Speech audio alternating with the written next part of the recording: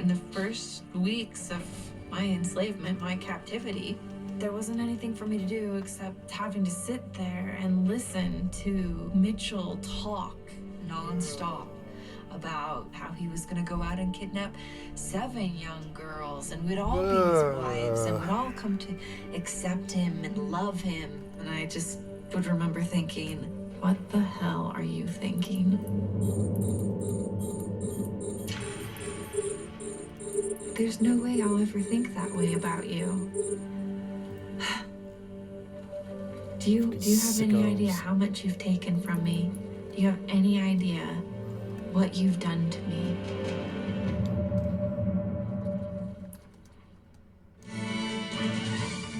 Tonight, it is exactly 4 weeks since an unknown gunman entered the bedroom of 14-year-old Elizabeth Smart and stole her into the night. Police and FBI agents hauled off 2 full bags from the home of former Smart family handyman Richard Reese.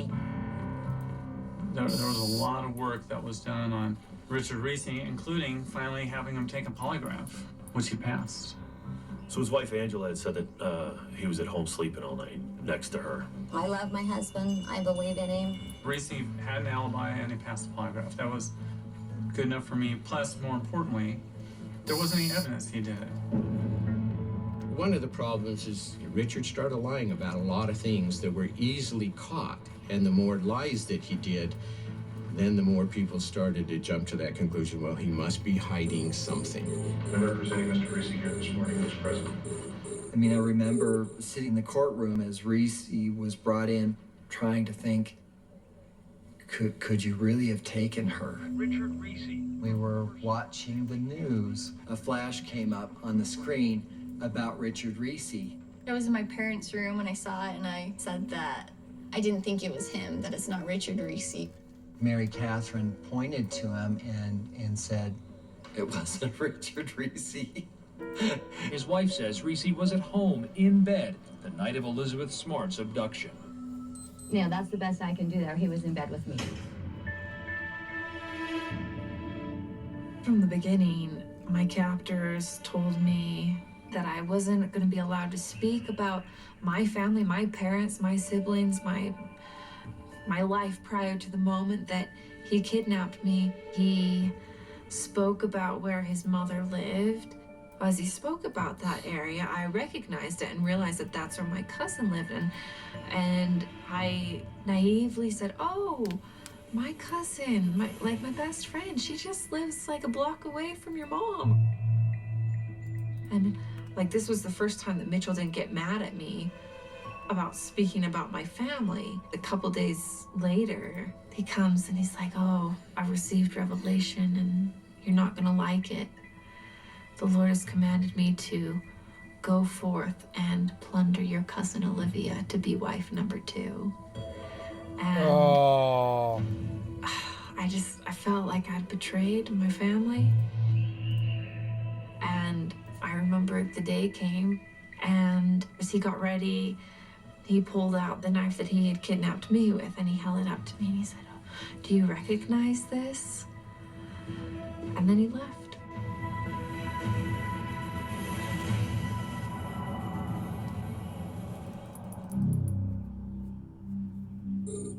That night I woke up to lights on, lots of commotion and chaos, and just with hearing my dad on the phone with the police and hearing him say the words, someone just tried to break into our house and were related to Elizabeth Smart.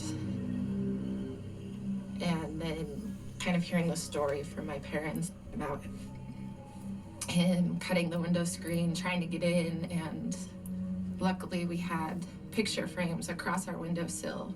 As he pushed in, it knocked the picture frames off, and that noise woke up my sister, who was actually in the bedroom at that time, and scared him away. That was my bedroom too, but ever since Elizabeth had been taken, we all slept in my parents' room on the floor. And I think that was one of the first few nights that my sister decided to go back to the room. The way I found out about the break-in was very disturbing. I mean, I heard it from Olivia's father, Steve Wright. And he said they were trying to come in through the back window. There was a chair up against the wall, you know, the exact MO. I immediately called my friends at the Salt Lake Police Department. Did any of them know about it? No.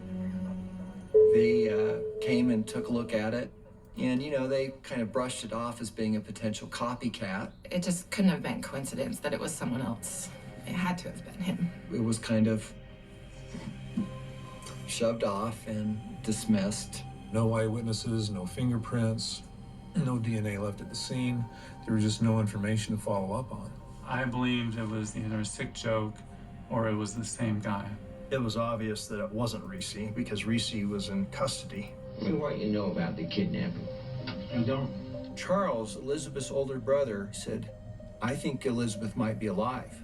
If somebody's breaking into the Wright's house, maybe she's alive. To a lot of us, we looked at that as Elizabeth is still alive. It gave us hope. It made us want to even search harder to try to find her.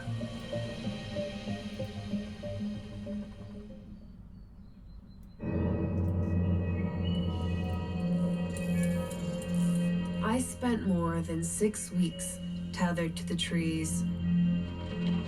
Oh. 6 weeks having a steel cable wrapped around my ankle. 6 weeks. Of never moving more than she would be so mad. She's probably so mad. I would be so mad. Mitchell and Barzee had had a huge fight. She was mad that we'd been left alone, that he was able to eat and drink, and then we were left up there with nothing. She just said that she wasn't going to stay up in camp any longer. He wasn't going to leave me at camp, even though there would have been no way for me to get through a metal cable. He's like, well, you're going to have to wear a veil, and you can't speak. And if you say anything, if you do anything, I'll kill you. I'll kill your family. As we were headed down, I was actually really surprised at how far away we actually were from Salt Lake, how far of a hike it really was. People that passed us, they looked away really quick. They just pretended like they didn't see us. And I remember thinking, why aren't you looking at me? We started making regular trips down to Salt Lake. Even though the places we went to were places I'd driven by or gone inside before, it still didn't feel like it was my world. One of the grocery stores that we went into, the cashier, he was like, oh, there's a big party tonight. And I remember we headed over to this party, and I'd never been to a party like this before. You just don't figure that somebody who's been kidnapped is going to come in to the house and have a drink with you. It was a China Blue party, too. This is an alternate scene. We were quite the active performance art collective here. Salt Lake's a funny place. You're either Mormon or you're not. And so the counterculture is very strong, really strong here. That particular party had a lot of different elements. College kids, punk scene, and then the usual riffraff. And fire dancers in the backyard. We were in the backyard watching the fire spinners, and these 3 people walked in through the back. I remember just being there with Mitchell and Barzee and being just as scared of the people that I was surrounded by as I was of my captors. And the man was really aggressive right from the beginning. He immediately was someone who drew all the attention to him and had to be managed. He bummed a beer, and I turned them on to my bootleg homemade absinthe. He carried the glass jar around, and he kept taking big drinks of it, and he eventually, someone else was like, hey, you're drinking it all, so they took it away from him. He was starting to get more and more agitated while being more and more obnoxious. Self-drive I said, get the prophet the hell out of the house, because the punks were on his ass. This other woman just came up and grabbed him and said, "You need to leave right now." Elizabeth didn't say anything. The Salt Lake City punkers. The Salt Lake City punkers came up against this rapist. Awesome. I do recall telling her specifically to ditch David. I'm like, this guy's an ass. Get away. He's trouble. Elizabeth just seemed scared and lost. Docking request accepted. I felt bad for her, but I didn't feel it was my position to do anything but advise her to leave. I would apologize to her if I saw her. That I didn't recognize the pain she was in. That I didn't take action. It's not your fault that this sicko did what he did, buddy. And we're not perfect. It was really sad.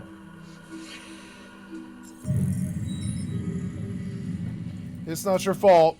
You're just at a punk show. You were just at a punk show, that's all.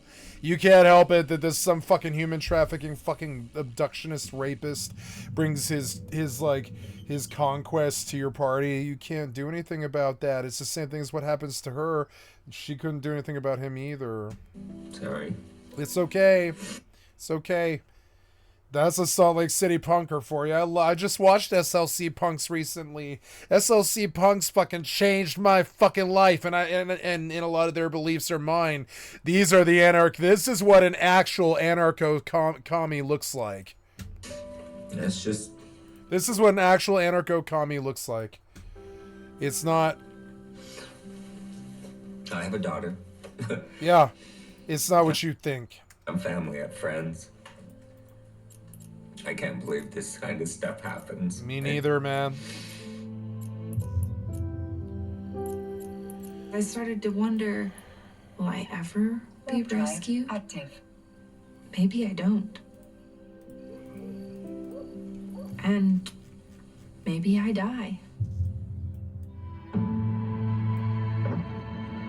We were sitting at a table in the library when the homicide detective approached us. I mean, here's a detective, like, feet away from me. He's just right there. This is it. I'm going to be rescued. I remember hearing they think they found a body, or they think they found the place where she was decapitated.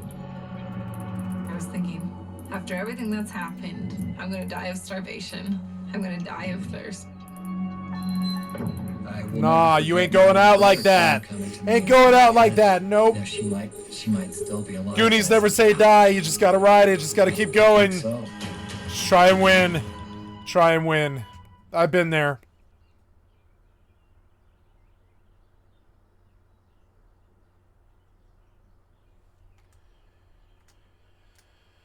Ugh.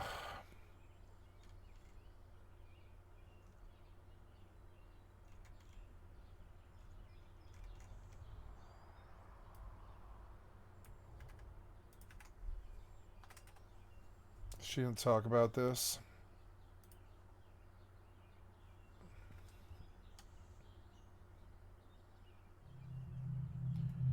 Fucking freak.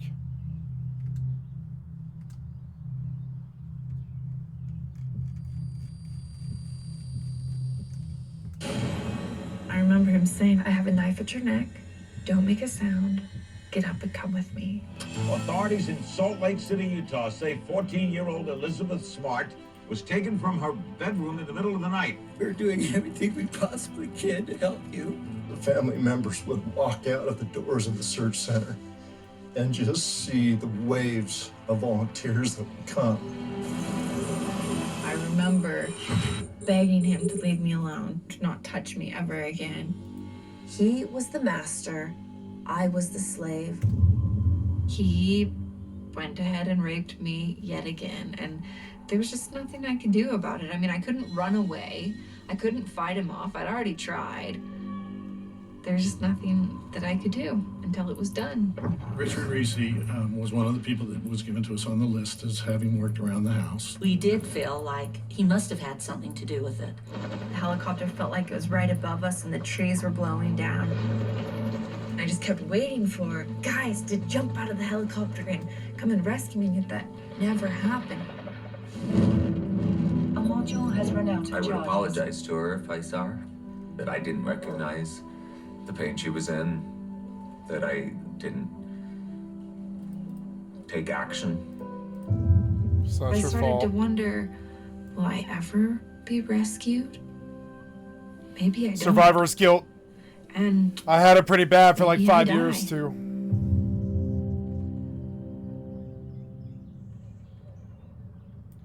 I'm over it now, but it fucked me up.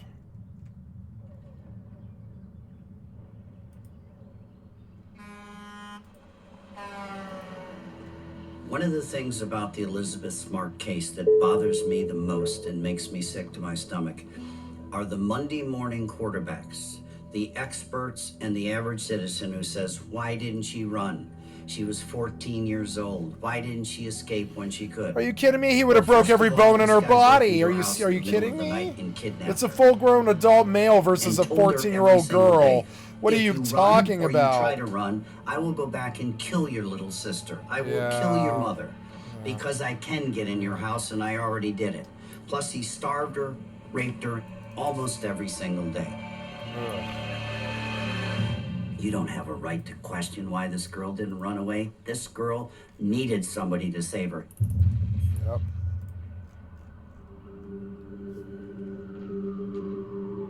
In August 2002, the Salt Lake City Police Department received a call from someone at the public library, and that caller said that Elizabeth Smart was at the library. You know, they just come pick her up.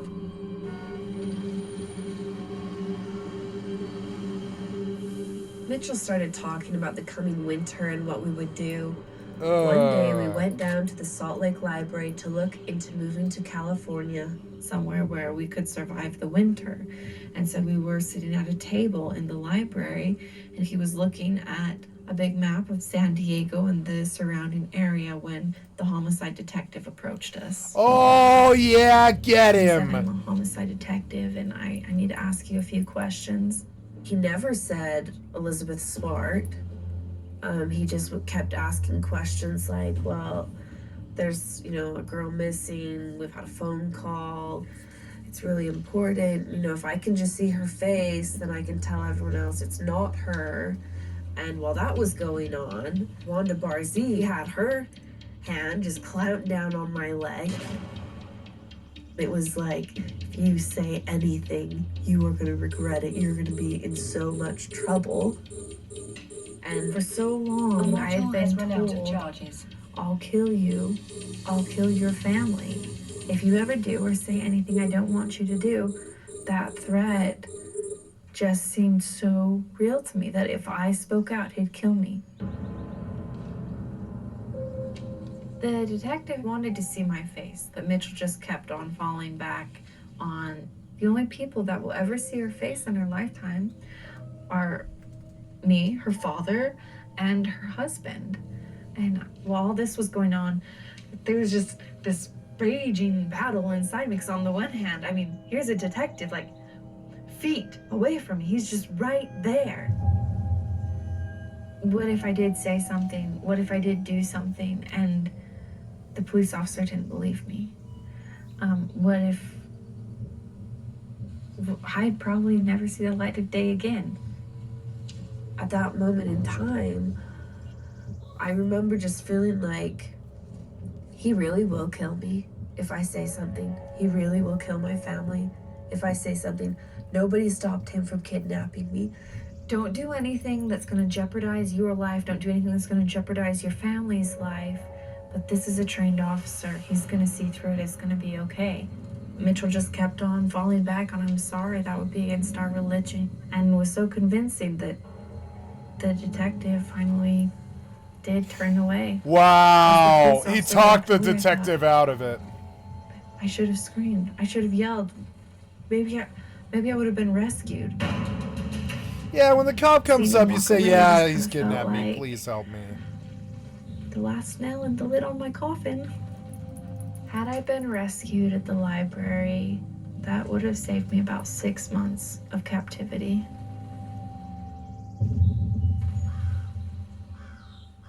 Brian Mitchell was very proud of himself afterwards. I mean, he was shaken. I mean, it just scared him. But he just was very, very proud and very pleased with himself for outsmarting a homicide detective. The detective that was there had to balance how much reasonable suspicion and cause did he have to believe that that was, in fact, Elizabeth, and interfering with their right to practice their religion. And he said that if a policeman went around forcibly removing veils from people's faces, they wouldn't be a policeman very long in our society. It's true. As soon as that detective was out of the door, Mitchell was like, that's it. He's like, we're leaving. He's like, we are getting out of here. You're not coming back down to Salt Lake until we leave Salt Lake. At that point, Barzy was left to look after me every day while he went out to go. He called it ministering, but it was just begging for money, panhandling. He'd go out. He was every day panhandling. for money. He was panhandling. While he abducted some girl. What a fucking idiot. And it took 2 or 3 weeks until he had enough money to pay for all 3 of us to get bus tickets to San Diego. Oh. This is my worst nightmare. I'm just gonna throw my life into fucking stopping whatever it is. I've been there already.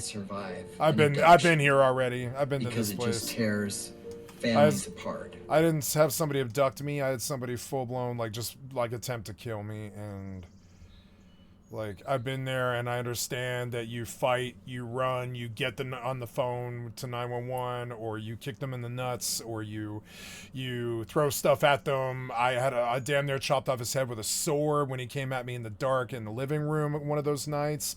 Like I did, I didn't have a sword, but I had a big long knife, and I just started fucking swinging it fucking hard in the dark, and they could hear it like shh.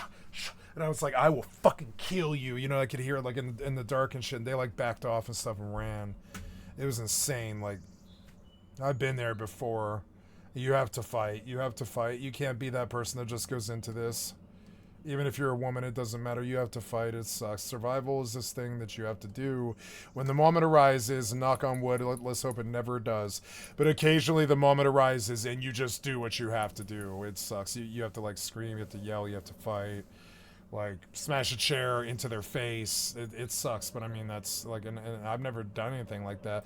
I've just ran and called the cops. That's all I had to do to stop my situation. Thank the fuck God.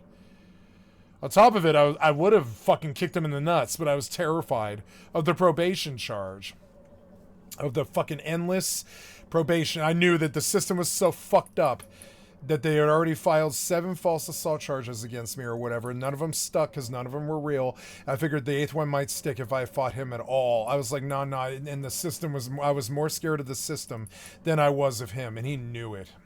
That's why he came like that. He came to just kill me one day. He came there with a fucking, like a fucking circular saw, buzzed through the door, and he was ready to fucking chop me in half. It's fucking shitty. Go home. Yeah, go to the gatekeeper. We're getting low here, but it's not like lethal damage. This last pull was nasty. But we're on the last wave, which makes sense. There's a lot of ships.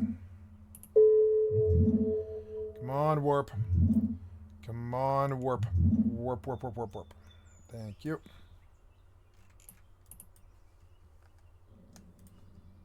Do we move on with our lives, with our 5 children, even though there's a hole in our hearts that can never be repaired?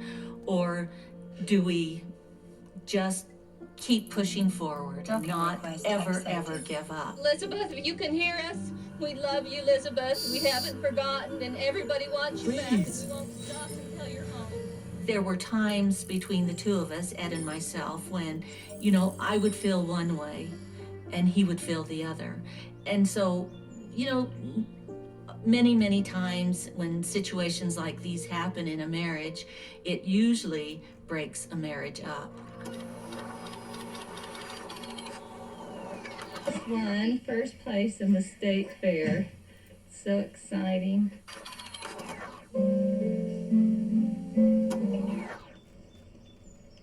I would take him to school and I would talk to him and I would, help him through it because we didn't want it to break our family up or our marriage up.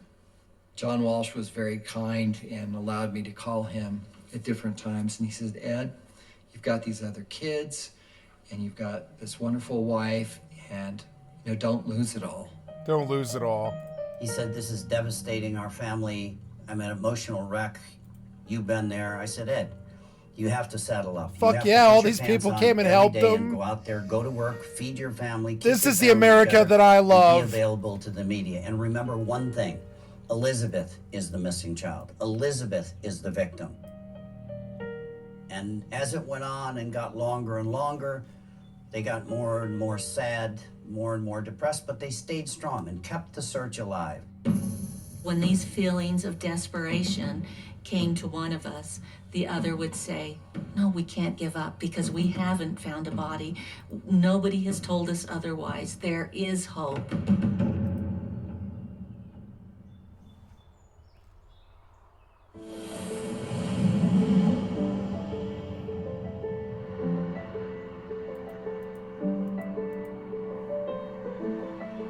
So you've moved on, but you're reliving this through a book, through a speaking tour. Why? The more that I started speaking, the more I had people coming up to me all the time saying, I was raped, I was kidnapped, this happened to me, this happened to me. And I had known the statistics for years, but putting faces to those numbers, that's what really made all the difference for me. Thank you so much for Surviving. Staying alive, staying alive. Staying alive. Thank you. I've been attacked several times in my life.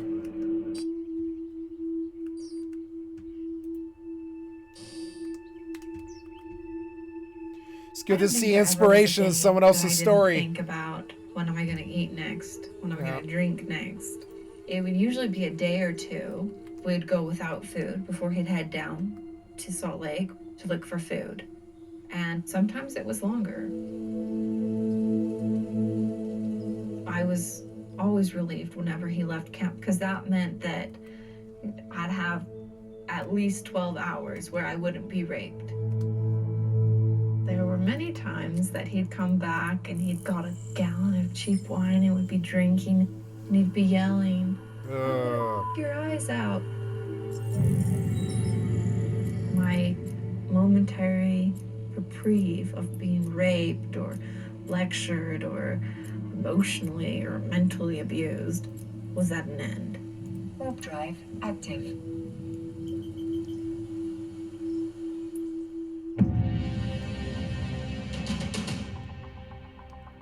Police investigating the kidnapping of Elizabeth Smart are questioning a man with a long criminal record. They're calling his alibi, quote, suspicious. I'm familiar with Mr. Reese from past law enforcement experience. I was shocked that he was actually working in this house. And I asked Ed if Ed knew who this guy was. And Ed assured me that he said, well, I know he got into a little trouble and he was in jail. And I said, well, no, and it wasn't a little trouble, it was a lot of trouble. And we actually, I think, tied him into 3 other break-ins in that area where items were taken from homes. So nobody would be surprised if Mr. Reese was a suspect in a burglary. But it's quite a jump to go from being a house burglar or a thief to, I'm going to kidnap, a 13, 14-year-old child. We couldn't just let Reese go until he was cleared. So he remained under suspicion. He was in prison at the time on a parole violation. Reese was the best guy we had, and we pursued him. But we didn't neglect all the other leads at the same time. Frustration on the part of the investigators just because of the volume. We had a huge volume of leads, all of which were low probability leads. We've done a lot of work on this case. We've talked to a lot of people so far. We had literally hundreds of investigators and officers and agents that were out following those things up. Thousands of leads called in, but sadly he says none so far has been. None of those leads ever panned out. We were generating our own leads, and there were thousands of those, in addition to the thousands that were coming in from the public. Calls are coming in to Salt Lake City dispatchers at a rate of 150 an hour. Do you see someone that might match the description? I remember hearing they think they found a body, or they think they found the place where she was decapitated. There were several times when bodies were found out in the Great Salt Lake. There's one up in Brigham where you get the call and you're just going, is this going to be the answer? You know, we found the body of a dog that we thought might be a person, and it's just dark. Oh, look, there's ESS Dark payment is stuff. at 25 minutes. So good. Initially, I wanted to know about every single lead. And then it got to the point where that roller coaster was so crazy that you couldn't stand it. And it was almost like, unless it's really, really significant, don't tell me. It became very frustrating because we wanted to get Elizabeth back so badly. Any new information this morning on the search for Elizabeth? Really not at this time. We wish there was a lot more. I remember talking to one of the officers and just said, I'll do whatever I need to find Elizabeth. And he patted me on the back and said, I think what you need to do is go get some sleep. With all the leads we got in those first few months, and we had like 39,000 different leads that had been called in, we did not have anything solid to speak of. At that point, though, at the end of August of 2002, there was Reese, and then there wasn't really anybody else. And you know that I think you're involved in this. I want to hear if you were in there and you were doing this and she woke up, what would you do? And you're telling me I I'm wouldn't not be going to scared? sit here and f***ing tell you, pal. Sit down, sit down. It's never going to stop. It's never going to end. It's just going to go on. I'm a little f***ing lost, dude. Everyone, put yourself in my mother shoes. Fucking psycho. Richard Reese is in critical condition after Salt Lake City. undergoing surgery for what appears to be a brain aneurysm. Reese was rushed to a hospital after having breathing trouble in his cell. The police are saying that it's very important that Richard live. Do you agree with that? I think that he is a key factor in this investigation, and last night when I heard that this had happened, I just couldn't believe it. Richard Reese maintained the entire time he had no involvement in Elizabeth Smart's case or abduction. Accused of Yeah, stealing 10 battleships is kind of hard to crack. From the Smart's home. Got to do it before one by Elizabeth one. disappeared. Among the items, jewelry, cash. I used to like doing this, interviewed though. Multiple times. His house was searched. He was charged with a burglary. He was, charged with a parole violation. Doctors have performed surgery on his brain to. There was a lot of pressure put onto him. We still didn't have direct or circumstantial evidence to implicate him. The headline in the newspaper was Reese's death, big blow to investigation. From an investigative standpoint, I was hoping we could work on some real suspects. I think a lot of other people jumped to a conclusion that he was one of the best things going at the time and maybe he would have done this. But Richard Reese was just not smart enough to have pulled off something like this. He'd be the guy that'd get hired to drive the car or do something like that, but to put something like this together and it just didn't make sense. My lowest point was when Richard Reese died. Because at the time that he died, I didn't think that he had done it. So I thought the kidnapper was still out there. Utah police have repeatedly called Richard Reese the top potential suspect in her disappearance before he The Salt Lake Tribune had written a story after Richard Reese died saying that there's scant doubt among the lead investigators of the Salt Lake police that it was Richard Reese. and they're trying to put it to bed. It was a dark time. I didn't believe that guy did it, and when he died in jail of an aneurysm and they were ready to close the case, I thought, nobody's ever gonna find this girl.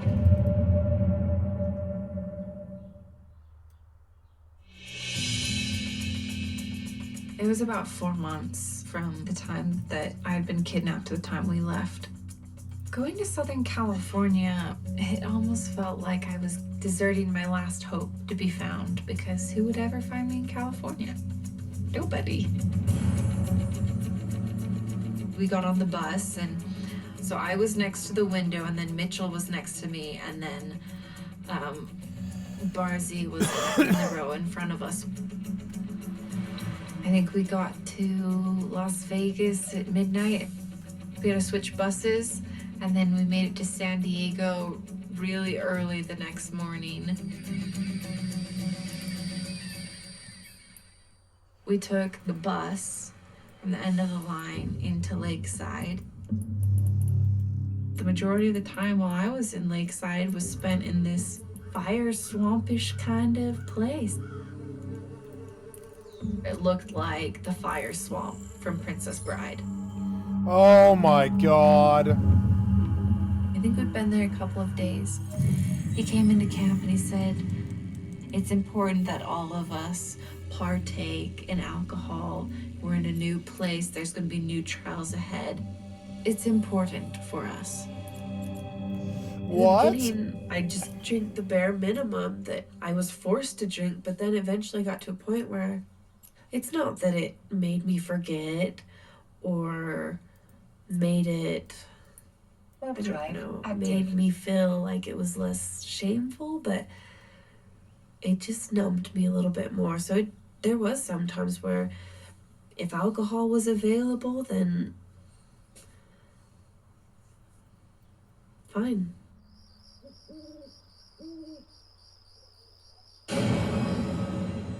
I just withdrew into myself so that I didn't have to feel, because it was just too hard. For me, it was shutting down. It was just knowing that if I fought back, it was only going to be worse. It was just lying there, letting him do whatever it was he was going to do, because it would end faster.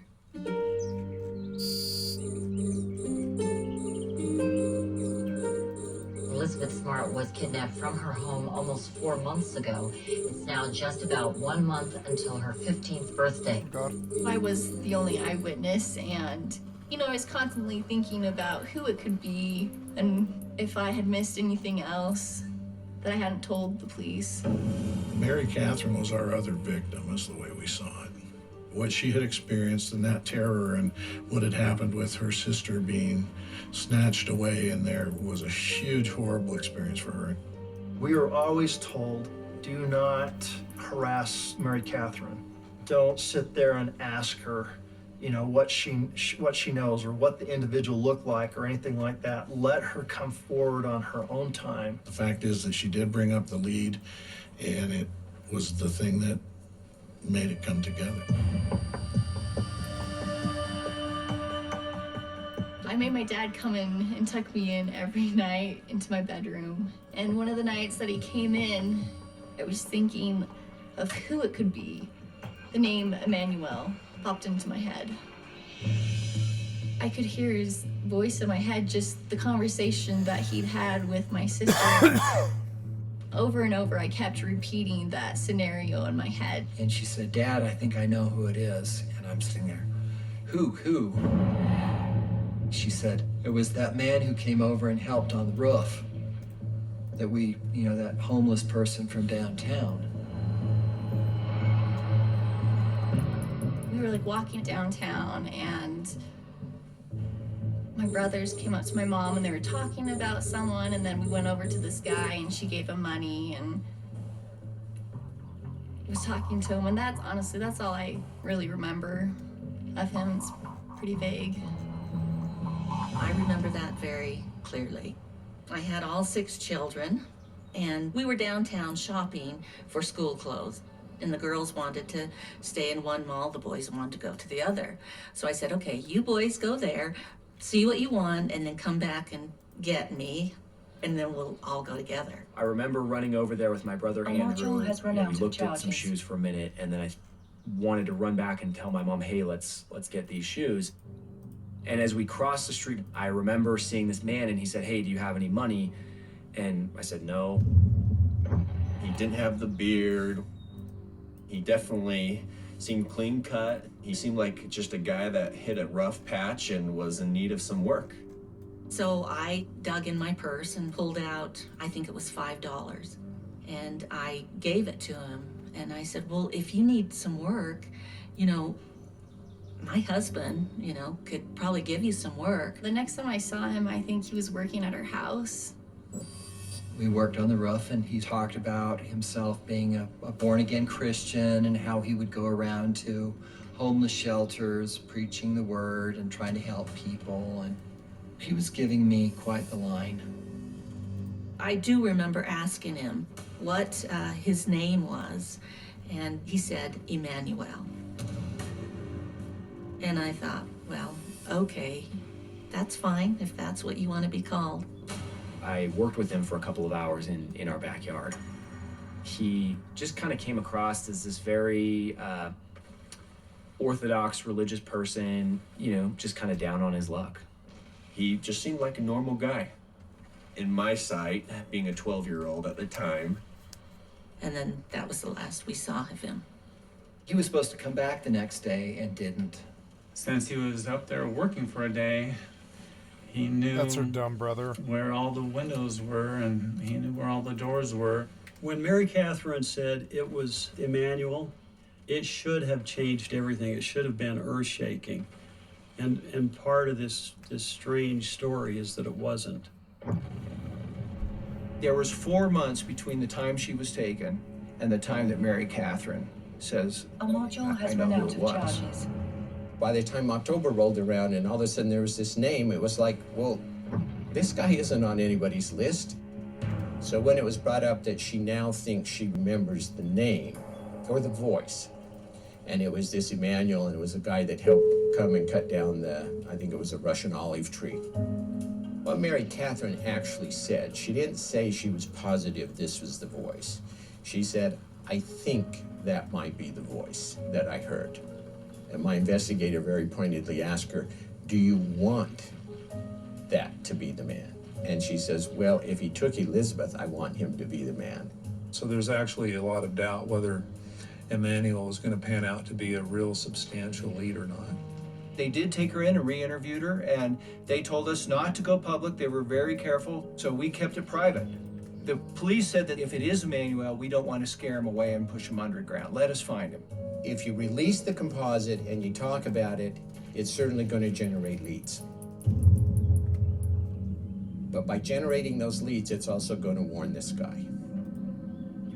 And if he goes to ground or he leaves, then even if you get him identified, it's going to make it far tougher to locate him afterwards. It was a tough time because you'd be asked by media, is there anything new? We wanted so badly to come out with it and talk to the media and get the media involved to help with it. It was extremely frustrating. The police are telling us, you know, they're on Richard Reese. They'll try to find Emmanuel, and don't get in the way of it. And you just sit there, come on, guys, let's get the right one. What is it? And if you can't do it, you know, we should be able to go out and do it. And there were people who were looking for him. Corden Parks and Bill Silver did look. Gonna The shut people my door. who were leading the investigation were Richard Reese advocates.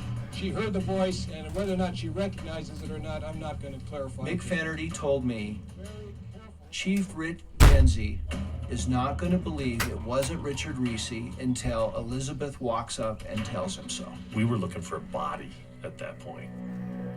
This was not going to turn out good. And every homicide investigator I've known throughout this country felt exactly the same way. A module has run out of charges. Ed Smart reaches out and he says, the Salt Lake City police believe that Richard Reese holds the key to Elizabeth's whereabouts, that he's dead, he probably raped and murdered her and buried her in the desert, and that we should have a memorial service. And Lois is saying, for the good of the family, maybe we should close the case. Should I do that, John? And I went, I don't know what to tell you, Ed. The likelihood and the odds are against you finding Elizabeth alive. That's a fact. But if you truly believe she's alive and you don't want to give up, give me something. I've got to have something new. Their young daughter has now said that she believes that Reese wasn't the guy in there that night, that it may have been another guy that did some work on their roof, an itinerant guy that worked at a homeless shelter, and he may be a... All of us are going, oh my gosh, John Walsh just broke that. About a month later, we just got to the point as a family that we've got to go out with this. Well, it wasn't an easy call for some of the other members of the Smart family to finally push it and organize that family press conference, because the law enforcement was not on board with that. That was a pretty tense time. He was going about the country from homeless shelter to homeless shelter, preaching born-again Christianity. We were criticized hugely by law enforcement, and yet within 2 weeks, a lead came in.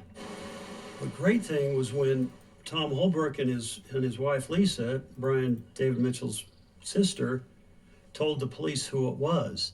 I had this very overwhelming, powerful feeling that I needed to hear or know what that press conference was about.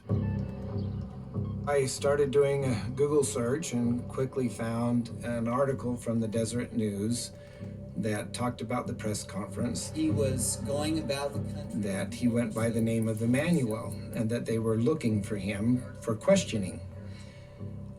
I had this overwhelming feeling that that is Brian. Open up! Open up! Brian and Wanda! I handed the article to my wife and I said, Lisa, you need to read this. She said to me something like, do you think this is Brian? Lisa Holbrook calls the police and they find out who Emmanuel is. And I talked to her and she said that she believed that the Emmanuel we were looking for was her relative, and she was right.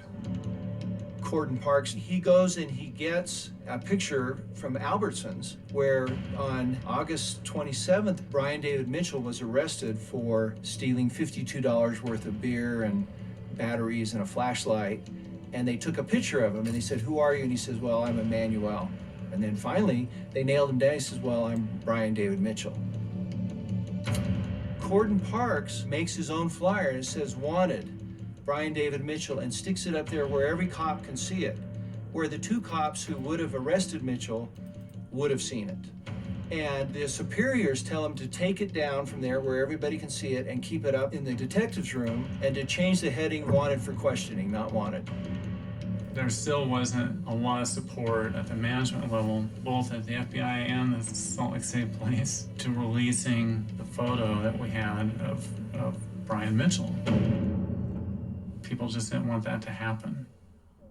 We're talking about a guy that goes in an Albertsons store and he can't even shoplift without getting caught, and he's going to be this master kidnapper. And so I can see where they may hold back saying, I'm not this, we're not going down that route.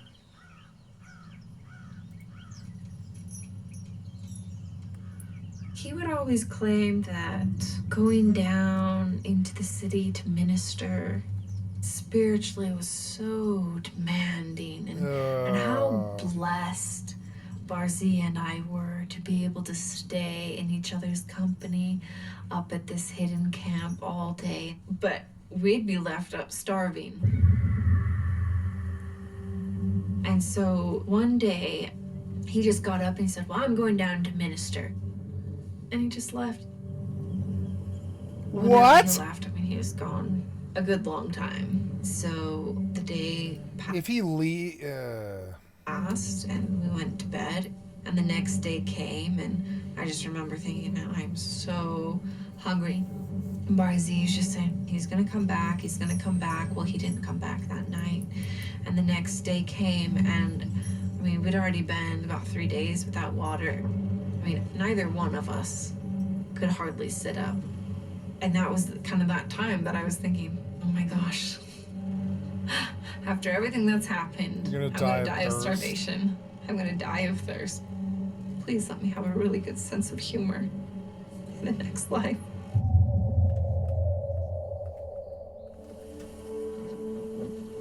I remember going and checking the hole where Immortal has run out of charges. our feces was, because I knew that there was some grapefruit peel that had been thrown in there a few days ago, and I thought, well, maybe that'll be okay, but it wasn't. It wasn't okay. By the time I got back to the tent, I was so lightheaded. I remember just lying down, just trying to think of things that I had been grateful for because I didn't want to die feeling angry and bitter. And so I started to think of my life before I'd been kidnapped and how wonderful that had been, and kind of felt like I was finally at peace with my maker, at peace with myself. This is it. This is the end.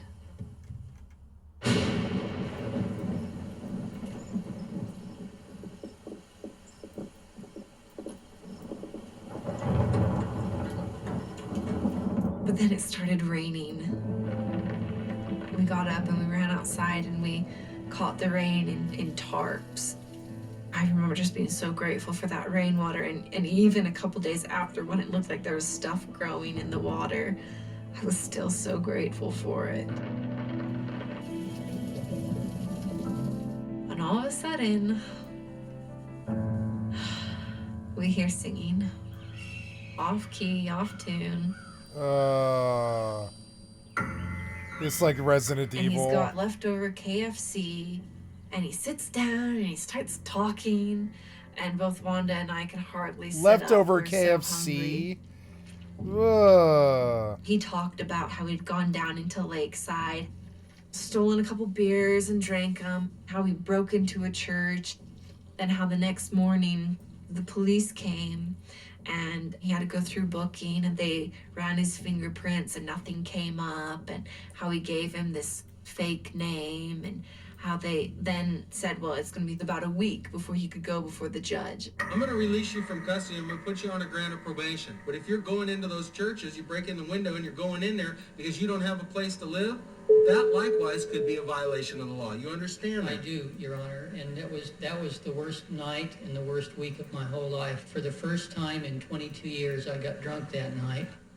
I'm deeply sorry. Bullshit. Nothing like that's going to happen again. I can assure you.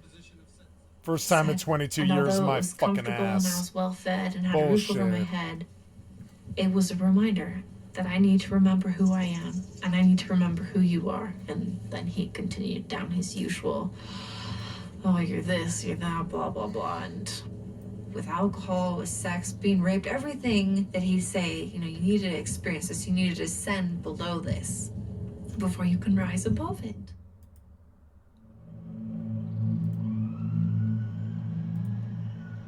When Lisa Holbrook calls and they find out who Brian David Mitchell and they run who this guy is, they found out that, yeah, Brian David Mitchell's the guy we busted for shoplifting 4 months ago. Law enforcement worked with the Holbrooks. I think there was still this mentality that Mitchell couldn't be the one. And then that's when Mick Finnerty stepped in and decided, well, if they're not going to go public with this, I'm going to go public with it. I gave a copy of that photo to our media representative and had him send that to the media unit back at FBI headquarters and give it to America's Most Wanted. Now we got a late-breaking case we need your help on tonight, and our Tom Morris has the story. We started out the investigation with bad information and nothing much to go on, and it never got any better for us, really, until Ed and John Walsh broadcast that story about Emmanuel. This is the only person that Mary Catherine has come forward on. His ex-wife, Debbie Mitchell, saw his picture come on the screen, and she just almost started hyperventilating. America's Most Wanted. Brian David Mitchell's ex-wife calls America's Most Wanted hotline and says he goes by the name Emmanuel. He's a street preacher. He's a con artist. He's got some psycho girlfriend or wife or whatever she is named Wanda Barcy. Oh. While I was married to him, he molested my daughter, which was his stepdaughter, and she's suicidal now. Oh. Wow. Bombshell. Could he be involved with the abduction of Elizabeth Smart? Yes. He's like a Dr. Jekyll and Mr. Hyde. The whole thing starts to explode. Wanda's children, Derek and Mark Thompson and their sisters, they believe that Brian David Mitchell could do something. Just a whole flood of information came in on Brian and Wanda, and attempts were launched to locate them. We had heard all these rumors about him being at Super Salads, and we went to all three of them.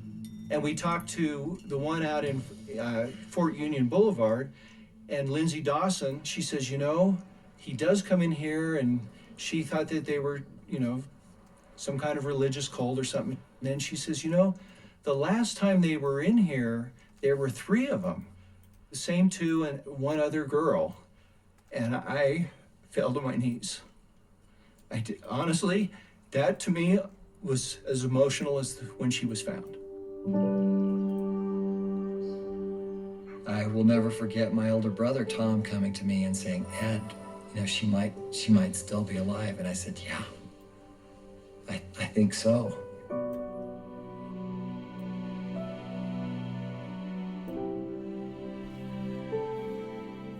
He does think it's time for us to move again, but he has no plans of returning back to Salt Lake.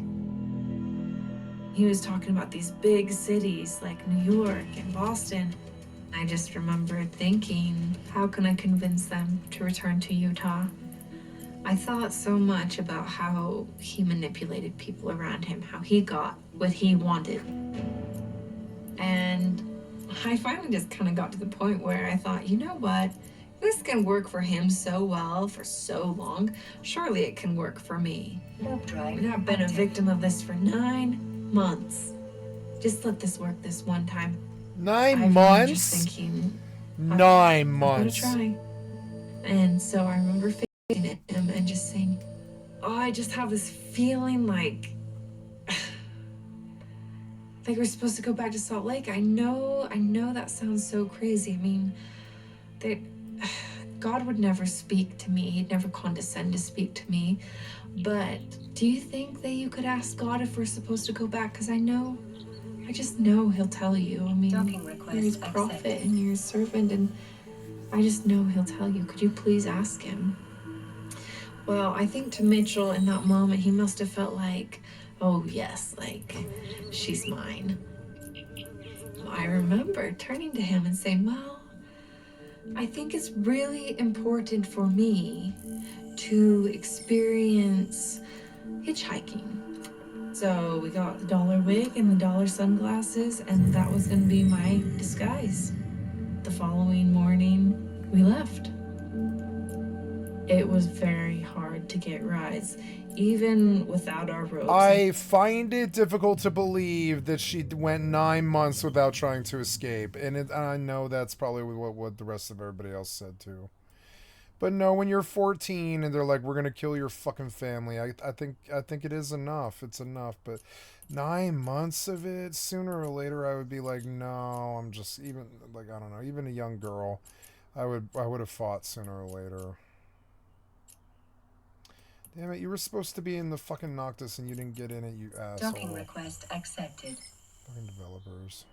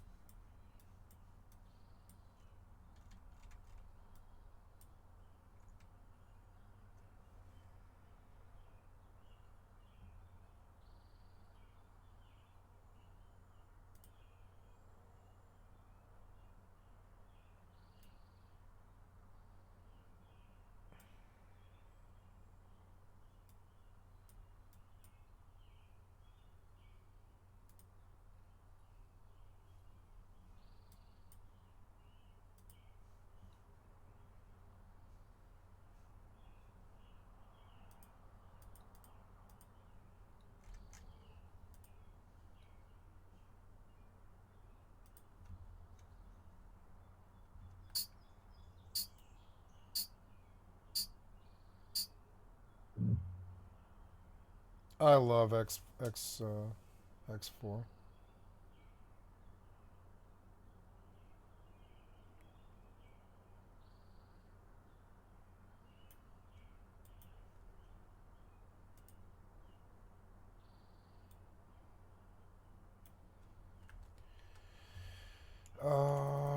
So I want you to get in this Noctis. You didn't do it the first time. I think we still looked strange. We'd walk miles and miles, and I'd be hungry and I'd be thirsty. And I remember thinking, maybe this wasn't a good idea after all. We could just die out here. No one would ever stop or care.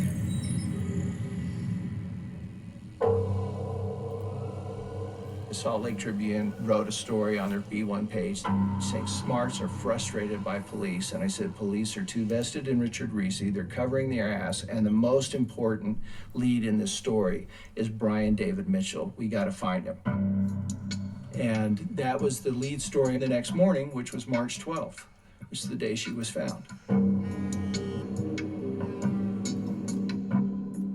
We took buses into Salt Lake City, and there was a young man who started to question Mitchell about me, about why are you having her wear a wig? Is it part of your religion? She's young. She obviously doesn't have gray hair. It's obviously a wig.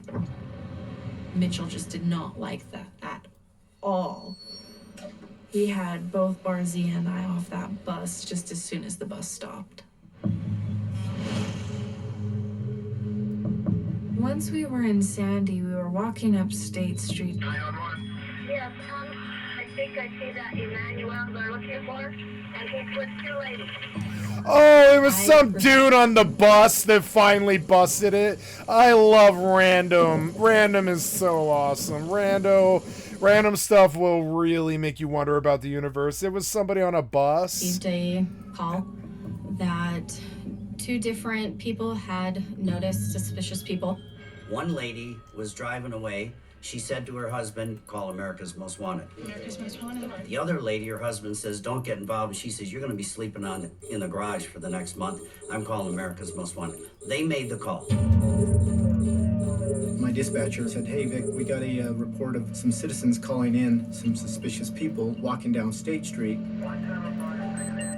The male is matching the description of Emmanuel that was put out on America's Most Wanted.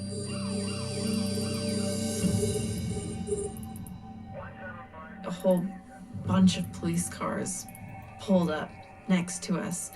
I don't remember how many it was, but it felt like there was a lot of them. The man identified himself as Peter Marshall, and he said that they had given up all earthly possessions and that they were just messengers of the Lord Jesus Christ, so they had nothing that they could give me that would identify themselves. Officer Jones was talking to the male individual. My attention was drawn to the female. And when I took a closer look at her, I recognized her as possibly resembling Elizabeth Smart. She kept kind of looking over towards him. He was telling Officer Rasmussen at the time, you're not allowed to talk to her, she's my daughter, don't talk to her, trying to get us away from interrogating her on the street. There was nothing at all in the database for the 3 names and dates of birth that we were given. She was extremely nervous, so nervous to the point that you could see her heart beating in her shirt, in her chest. It was beating so hard. I'd been so isolated and so manipulated and controlled for so long. It really was scary. Yeah. To be interrogated by police officers. Finally, one of the officers said, I think we need to just separate her a little ways so we can start questioning her. I was supposed to say I was raised in Florida with my mother, and I'd only joined my father and stepmother this past year. Her story wasn't adding up. I just told her didn't believe that was her correct information, and we believe that she's not being truthful with us. I asked one motor officer to retrieve a flyer that I knew was back in our investigations department on Elizabeth. Brian Mitchell's off to the side, still kind of talking, still trying to being loud. You could tell that she was very nervous. She kept kind of darting her eyes or gaze back to that direction. Officer Howell delivered the flyer to me. I held it right next to Elizabeth's face, and we both said, that's you. And she says, that's not me. Of course I wanted to be rescued, but I'd spent the last 9 months being very abused emotionally and sexually and mentally. We told her, you're safe now. It's over. All you have to do is say, you're Elizabeth Smart. She denied it for about 45 minutes, adamantly that she was not Elizabeth Smart. At that point, Stockholm. I still felt very threatened. My captors are both right there with those same threats and the same pressures of if you don't do exactly what we've told you, exactly what we've prepared you for, we're gonna kill you. And we're gonna kill your family. And nobody stopped us from doing whatever the hell we wanted before. Who's gonna stop us now? Elizabeth was denying that she was Elizabeth. So we loaded up, put Brian in one car, Juan in another car, Elizabeth in, I think, Officer Jones's car.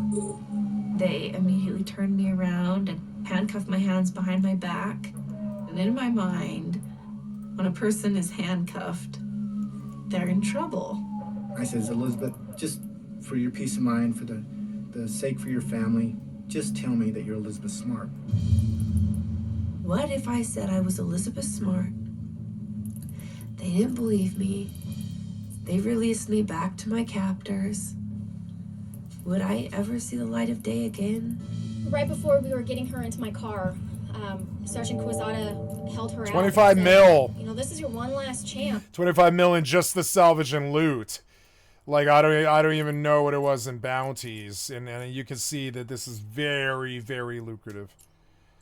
So after a couple of days of this, yeah, I'll have I'll be doing a bit more. Like let's look at transactions. Just in bounty is 1.5% of it. Escrow payments of 7, 3, and 5. So what is that? That's 15 mil. Oh yeah, the ESS. Did the ESS pay out? It did. Oh, the ESS payment also was like 2 million.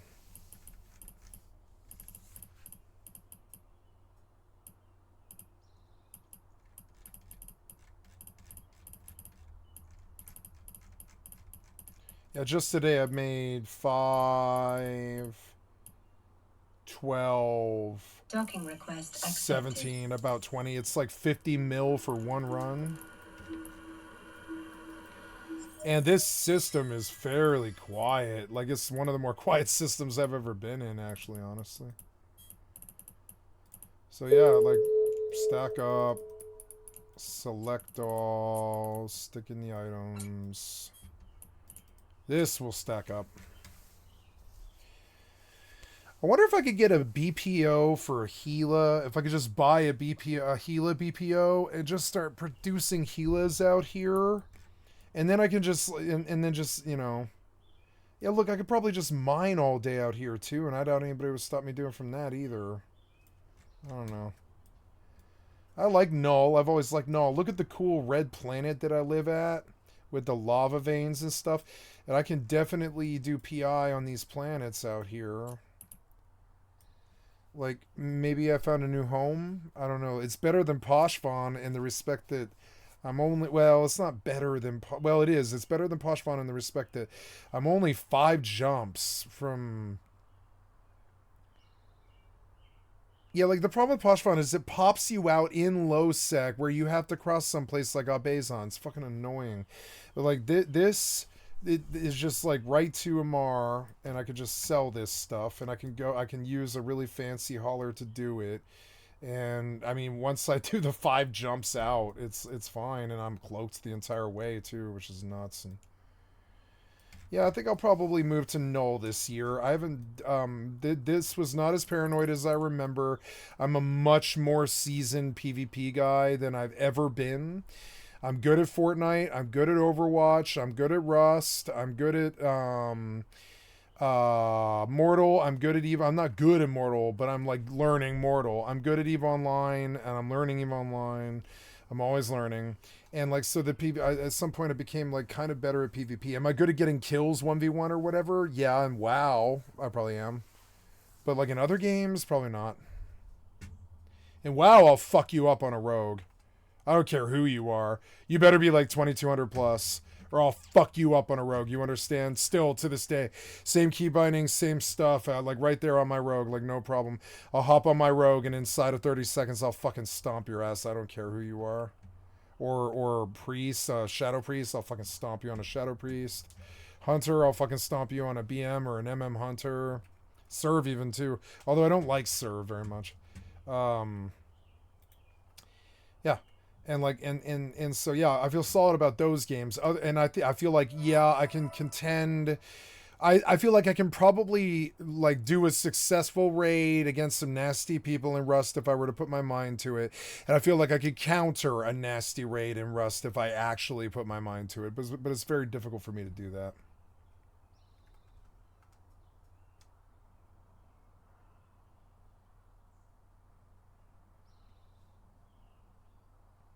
Are we just like flying through space doing nothing? Oh, no trades found. Okay, so do I have microchips? I don't know. Let's see. You have no. Oh no, that's protect. I want the actual ship itself. I don't like targeting things in this because it's like a sandbox. And I do have Claytronics. 65 Claytronics, so let's go look for Claytronics. Yeah. Does anybody here buy Claytronics? Yeah, the Argon Trading Station had Argon Trading Station, so go dock and wait there. Very good. And then Q for out and E for in and QE. QE is actually not that bad for Zoom.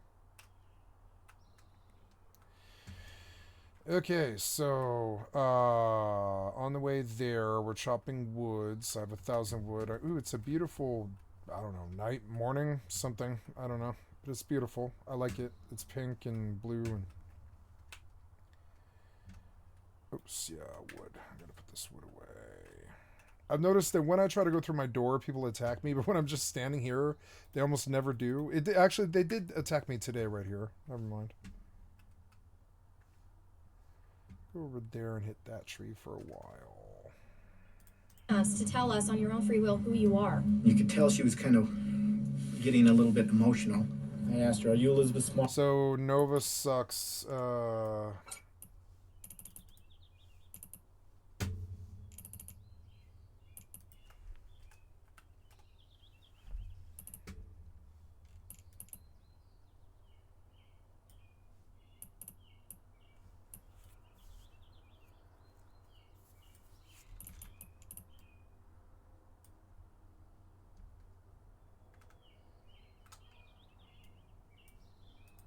She says, "Thou say it."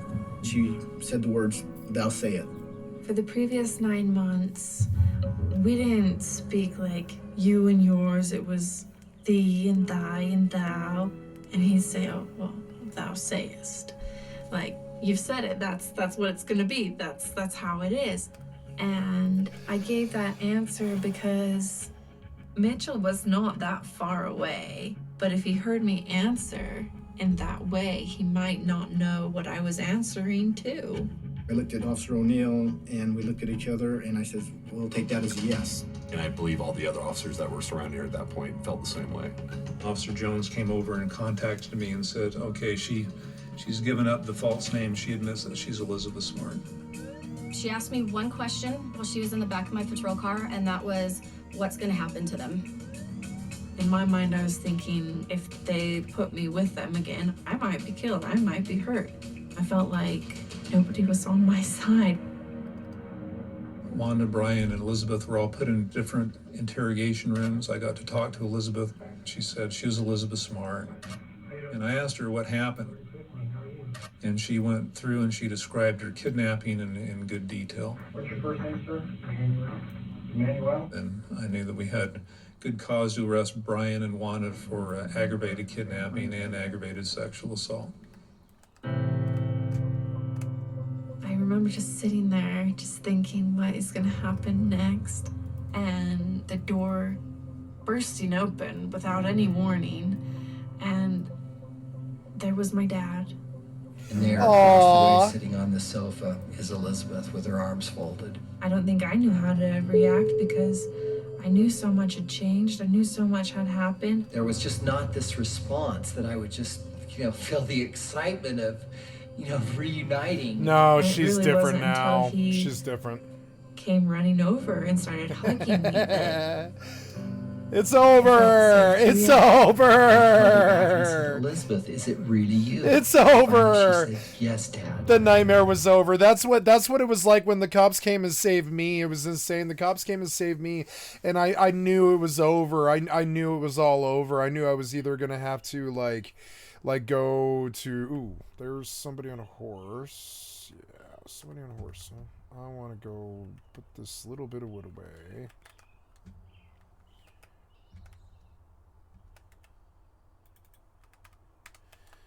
And and I knew I was either gonna have to get sober. I knew the day that when he showed up that day and he saw through the fucking door, I knew that my life was over, and it would be maybe a good thing. But I don't know. I knew either way that my life was over. I knew the cops were gonna bust me for squatting, and that that there had been an attempted murder, and that he was going to go to jail, and nightmare was over, and his sway over all of my friends and the people and the stuff that had gone on was over, and and it was like a good thing. It was like a good thing. I would be able to sleep at night without being scared that he was going to show up in a dark room in a squat somewhere with a fucking knife stabbing the neck or something like that, and I could sleep better again. It was good.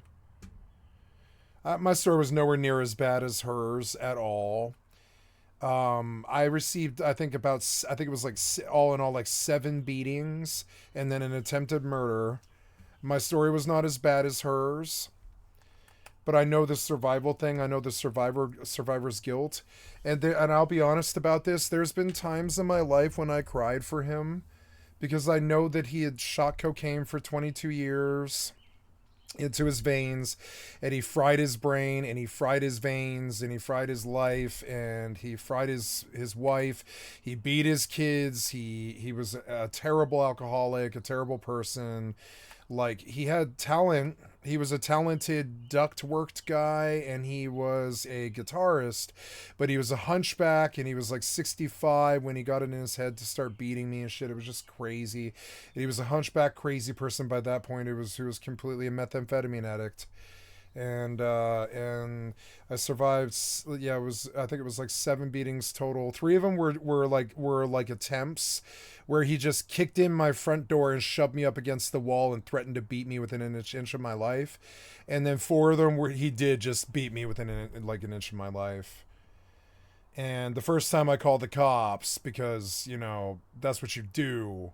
And then I learned my next life lesson, besides that sickos who have shit for brains get obsessed with you and do stupid shit, is the second lesson was you can't trust the cops. You can't depend on them. And then she starts to cry, and we're just a mess. A mess of You can depend on them to do their jobs. You can't depend on them to help you, And that's okay. I don't say that to be harmful to them. That was just what happened. They took a look at a beaten, bloody face. I don't have the picture on my phone anymore, but it's in my OneDrive, I think. But they took a look at I've sent it to a bunch of people. I've sent that picture to a bunch of people. It was on my Facebook for a while. Fucking bloody fucking beaten face. They took a look at a bloody beaten face, and they were like, why didn't you fight back? And I was like, because I'm on probation with you shitheads. And if I do anything, you throw me in jail for mandatory for 10 years. That was not a good enough reason for them. They were like, you've been beaten so badly, you didn't fucking throw a punch. And I was like, no, I did nothing, because I know that you shitheads will throw me in jail, which they tried to do later on. They did try to throw me in jail for 10 fucking years.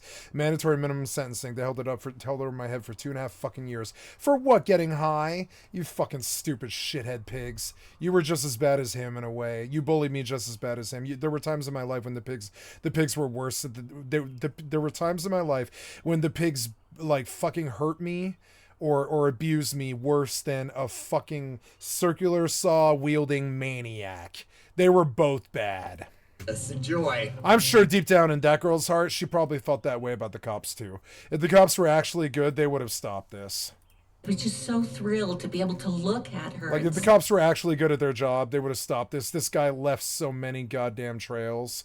This guy was freely wandering. This fucking kidnapper, he was like freely wandering around the city as a drunken, like, fucking panhandler and going home to rape her at night. These cops, they couldn't catch something like that? That seems insane. There must have been witnesses when this guy, like, trundles a 14-year-old girl around all the time. And he I guess he wasn't totally dumb because he was using religion to completely hide this stuff. But yeah. Anyways, so I lit that guy up. Now I can maybe go back out. I don't really want to go back out. I don't really want to go back out. I want to... I can't clone jump, but I can detonate and then ride to gel, and it's like 15 jumps or something. I don't know. How far is gel from here?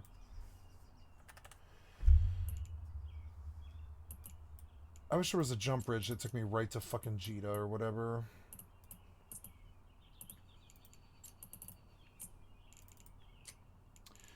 Gel is only 12 jumps from here in a vet. So I really like that. That's actually really cool. Yeah, like I actually really like that. I'm learning now not to fear sandboxes. Like I used to fear sandboxes, like it would hurt my ego when I lost everything I owned or whatever.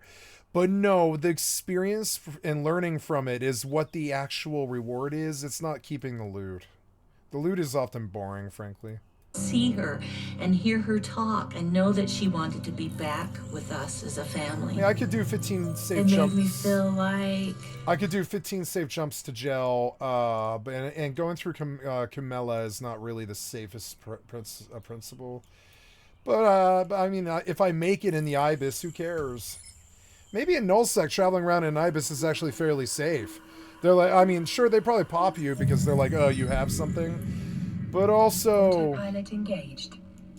maybe they just leave you be. Maybe most of Nullsec and low, because I didn't used to travel the pipeline a lot. I would only voluntarily leave my pocket to go within 10 jumps or something, and there had to be an escalation if I was going to do that, and I had to bring a crew if I did. That was like required by the rules. I had to bring a crew to an escalation that was higher than 4. You could solo 1 to 4, but higher than 4, you had to bring a crew and just like share the escalation because A, it's a corp, and B, because you almost always get jumped. You almost always get jumped at escalations for some fucking reason. They can sense that you're there, and they know that you're in an Ishtar or Gila or something like this, and they just know. It's something about escalations. I don't know what it is, but they know where they're popping, and they know when you're there, and they figure it out in their head, and they're hunting for that, and they're looking for that. And I've never really understood how they do that, but they do. Ooh, there's like a free wreck. It's a cruiser. Stargate. Wait. Disabled. That guy's loot is just here. What is it? It's a cruiser? Well, then what's in it? Go look. Where am I? I'm in like 9 years. What's in this? Is it full loot? There's no way they didn't drop this. It's just ammo, right? It's just ammo. It's some crappy ammo that nobody wanted. His drones are here. No, there's like 1 million in loot right here. Why? Well, sort by ISK or whatever, and just give me the most expensive stuff then. The EMP is the most... How much does that weigh? 25? Well, yeah, but I don't need all that. I just want that stuff. Yeah, take that home to gel. It's just free money. Just take it out of here. Autopilot engaged. I'll just get autopilot to gel because it's an Ibis. Who gives a fuck? This I don't piece care that about I've been that. retreating inside to for so long. Well, yeah, it's called. They have a term for this. They have a term for this, like, and it happens too. It sucks. They've done all kinds of psychological studies. They've done dummies and all kinds of tests about this. It's called Stockholm syndrome. It's when the hostage ends up loving the fucking abductor because after a tense situation, no matter what the fucking details of the situation are, even rape and stuff and torture and and stuff. It doesn't matter. When you've been with that person for something like 1 to 2 months, you just develop some kind of bond. Moving to Stargate. And it's fucked up, and they Drive couldn't explain it active. with Patty Hearst, and they've never been able to explain this, but eventually, and that's why this went so long. It's called Stockholm Syndrome. It's something that they've known about since the 70s for a long, long time. They couldn't explain why Patty Hearst was like with the Sibian Liberation Front or whatever the fuck, SLF or whatever the fuck it was. I think it was like some Simonese Liberation Front. It was like the SLF or something like this. Patty Hearst is an interesting, crazy deep dive for a stream. But they couldn't figure out why she hung around with this like crazy terrorist cell for like 2 years, and there was times when she had an M16 and she could have just mowed them down, and the FBI would have understood and they would have just let her go. If she like, they knew how bad it was for Patty, because they kept telling the fucking abductors kept telling the FBI. They kept telling her that, as I remember. Yeah, I don't know if they bragged about it, but they knew. They were like in an abduction scenario for a bunch of months. It was like a long time. And like, you know, and she eventually ended up like fighting the pigs with them and stuff, because they're just a crew at that point. They've been like through so much stress and even the rape is like a form of stress and pressure and problems and stuff that actually literally brings the victim closer to the fucking rapist. It's fucking stupid, but it does. Like, especially we've heard this from so many victims. It's so fucked up. But the mind is a crazy, crazy, terrible frontier full of like crazy things that we don't really understand. And one of them is Stockholm Syndrome. That's a big mystery one. When you're with somebody for like, they say it's like 3 weeks, as I remember. When I looked at Patty Hearst and I watched all the movies about Patty Hearst and stuff, I began to understand that for some reason, like after about 3 weeks, no matter what, you end up forming a bond with the person that you hate the most. It doesn't matter if it's high school, if it's a rape abduction scenario. It doesn't matter what the fuck it is. It's still like Stockholm Syndrome happens, and it's one of the greater mysteries about, I think, that mankind's actually discovered, and that's what she had. It's called Stockholm Syndrome. I'm surprised it hasn't come up like 15 times in this documentary already, because yeah, this is probably the other time that one of the reasons this case was so big, like the Patty Hearst story, was that Stockholm Syndrome doesn't happen that often. At the end, I suspected that she just got high and drunk with them for a year, and then, you know, and slept with some dude when she was like 14 who was crazy. And I'll be honest about this, and that's really, really shitty, like victim shaming and guilting and stuff. And the only reason I thought this is because 9 months went by, and I was like, well, there's no reason. And then I remembered, of course, Patty Hearst and how crazy Stockholm Syndrome actually gets. You form like a love bond with the person. You'll defend them with the weapons that they use to subdue you. They know that Stockholm Syndrome always occurs when the aggressor threatens the victim's family and gets their consent that way. They're like, if you don't do what I say, I'll waste you, and then I'll go to your house and I'll do what I did to you, to your family, for like a year. And that gets consent out of these people. It does. Oh my God, it's like 15 people. Hello, 15 people. Gotta dump this wood or they'll rob me.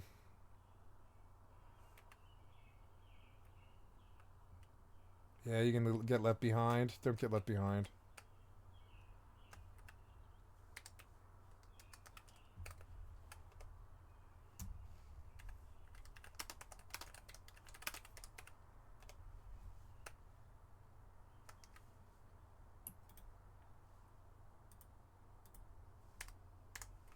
Approaching Stargate.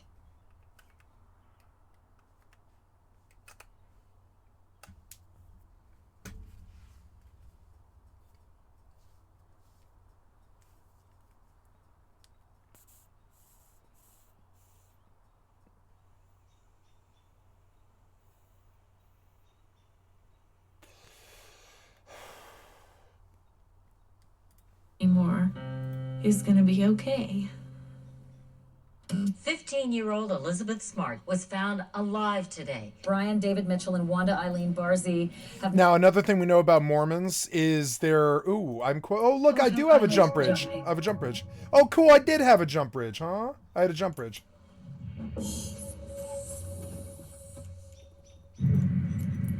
Cool. I had a jump bridge and I traveled so far so fast. I can get from gel to the other one really fast. Look, it's like 5 jumps. When I get through Camilla, I believe I can just autopilot the rest of it. I mean, I don't know. I might get tackled, but I doubt it. I sort of doubt it. We'll see.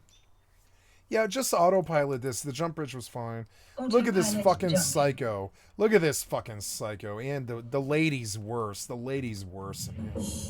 The lady knows better.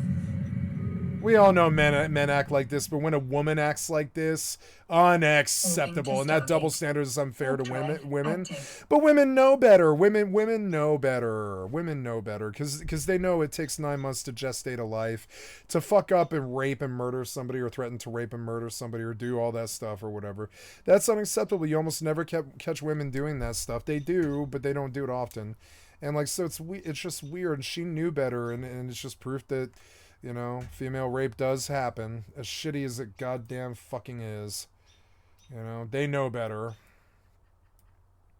Now been booked on charges. You're not. Jesus I don't Christ. say this to be sexist against women, because I will very clearly, out of the next fucking sentence, I will state that it's like 1% of the time. The other 99% of the time, it's men. Yeah, female rape happens. It's like 1% of the fucking time. It is like 1% too. That's like the actual statistics. It's like 1 to 3% of the time or something like that. It happens, but it's usually jail related or stat rape related. When women rape, you know, they just know better, you know. Jesus Christ, I expect them to know better. If I had a daughter, I would tell her, rape is unacceptable for anybody, but I mean, like, for women, no. It's unacceptable for both genders. It's you know, but like for women, they know better. They know how long it takes to gestate a life, and they know how bad rape and murder fucks up a life. And so, you know, women know better. They know better. They know the cost better. They pay it. Their mothers pay it. Like the women, they know the cost it takes to bring a life to fruition and bring it to something where it can and thrive and bring it forward. Like Sarah Connor talked about in Terminator 2. What do you guys know about life? What do you know of life, Sarah Connor? Sarah Connor quote. Terminator 2. All you people know is death and destruction, right? And I loved it. I loved this thing. This is such a good Sarah Connor quote. She's like, all you know is spoken by, like, all you know how to create is death and destruction. She like shoots Miles Dyson, right? She shoots Miles Dyson. She's like, you don't know what it's like to really create something, to create a life, to feel it growing inside you. All you know how to create is death and destruction. Right. And like and John goes, Mom, we need to be more constructive here. And she makes it kind of a gender thing. You can tell she's got like a thing against men, because she knows better. Most women know better than to fuck up a life by raping it or killing it or hurting it or abusing it or anything like that. Most women know better. Now, not all of them do. And yeah, and female abuse happens a lot, but female rape does not. It happens like 1% of the time. But the incels will be like, well, but female rape still happens, so we need to point it out, you know, and all this stuff. And it's like, yeah, actually, it's actually kind of a leftist point to sort of be like, yes, both genders commit rape. You know, that's sort of a leftist point, you know. You are a prophet. I'm his servant. You're his servant.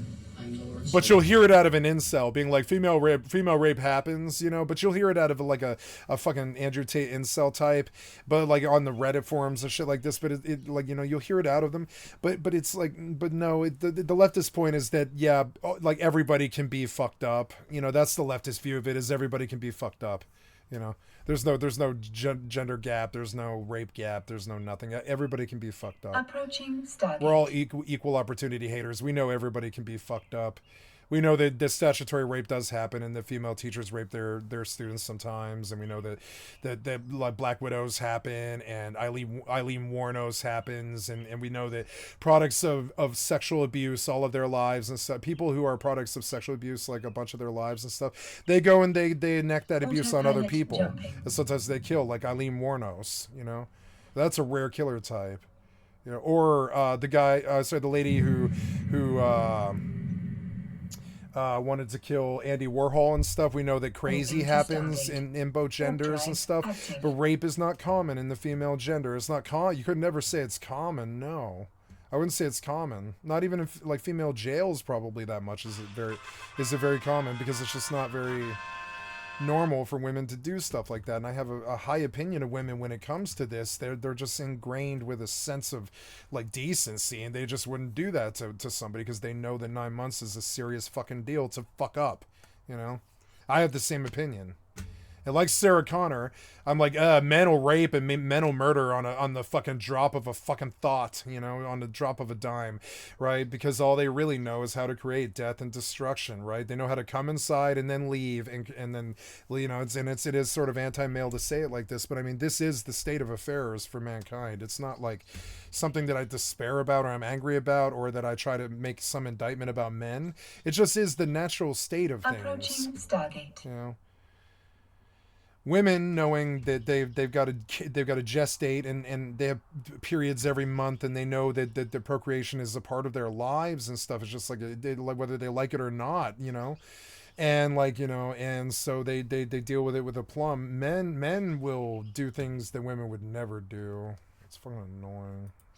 FBI agent Jeff Ross and I interrogated Brian. Tell us about how you came to have... It's not every day that you find out that you're responsible for the death of the human race, right? He took it well. It's like, and he's like, you know, but what, you know. And as soon as we were getting close to the details of him admitting that he had entered that house unlawfully and taken her by force, then he would wink I'm almost out to jail already. Look how fast that was. It was like 8 jumps, and like I can just go back and forth for my high sec hauling operations where I don't have to pay attention anymore. And the low, what is that, 0.1? Is 0.1 null or is that low? I forget where, I believe that's null. I think 0.1 to negative is no, null is anything below 0.0. So I'm in low. And like while that was lucrative to kill in low, I don't know. Low's good because it could pop the escalation in high sec, like a nice 5 out of 10 escalation in high sec. It probably doesn't ever almost happen, but it could happen. Especially that close to high sec, it's RNG. So, you know, that's a good place, but I don't want to focus on, I was intending to play some Starfield now. I don't want to, you know, now that the Elizabeth Smart story is over, I didn't follow this whole story. I had no idea what happened to her, and I feel so bad. I feel bad that I doubted her. But that's what happens when you hear like, oh, someone got abducted and 9 months go by. They must love their abductor then, right? But I mean, no, when you put the threat of you get a malleable 14-year-old girl, and you convince them, and you show them the knife, and you look them in the eyes, and you're like, I'm gonna kill your family if you fuck with me or cross me or ever do anything I don't want you to do. I think that would work. I think that threat works. I think it worked with Patty Hearst, and I think it works with like all the Stockholm syndrome people. I think that the family threat gets them to do whatever the fuck you want them to do. It's disgusting. It's like kind of like Saw or something like that.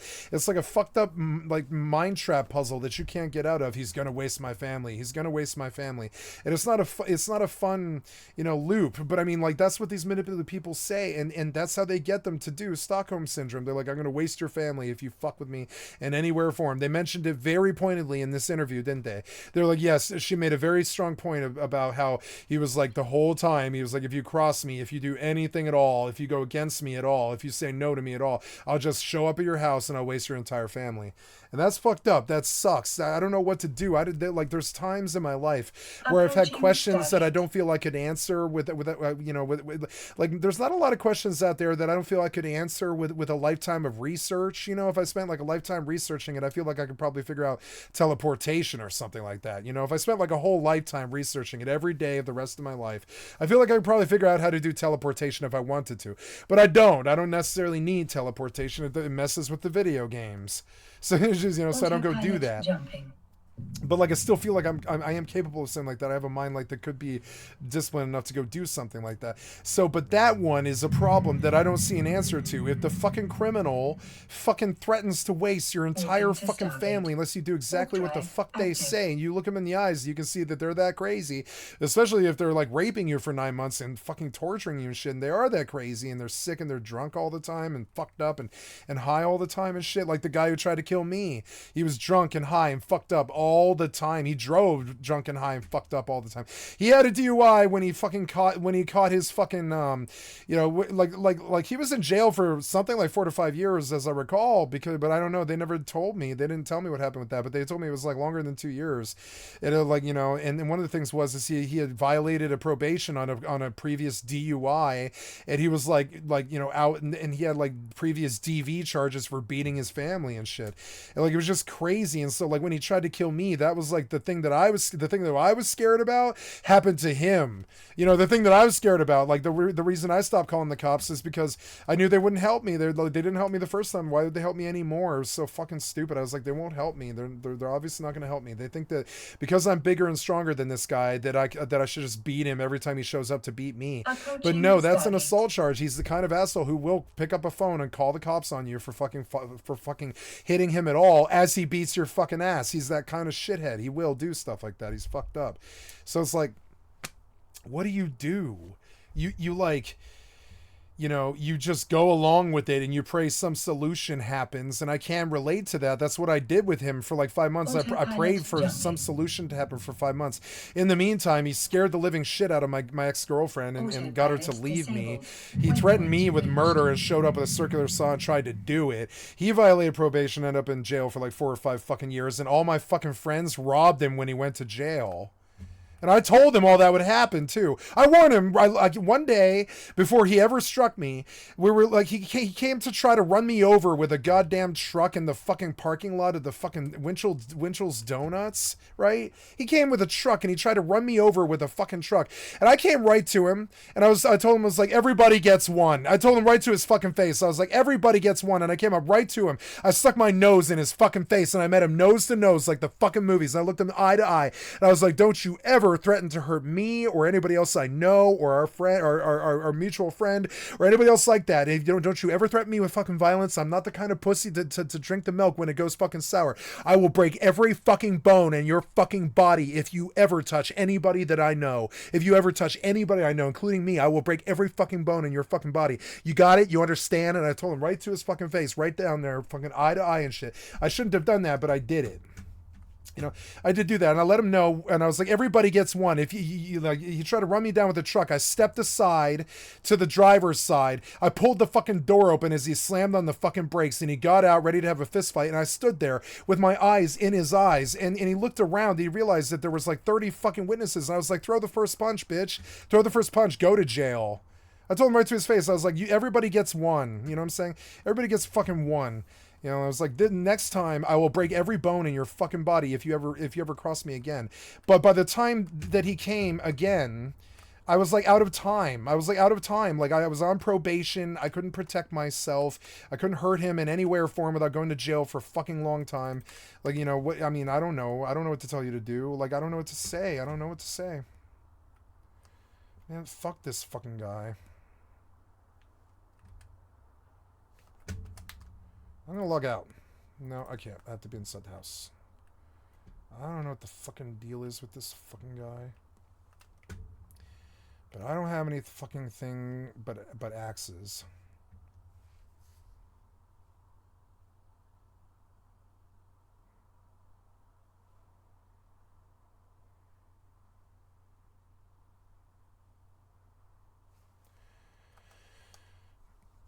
So, oh good, I'm in jail? No, you're not in jail. Why are you not in jail? Oh no, I am in jail. Fuck, I'm in jail? Oh, wow, okay. Well, let's go to, the place I normally go. I have a wreath in jail. I'm in high sec and I'm safe. Yay, duck. Very good. No more stress or pressure. Warp drive active. This guy went looking for me, but I don't think he knew where I went. I don't need to farm this anymore. I would like to. I guess I don't even need to go inside, right? I guess I should, but I don't know. I don't really need to.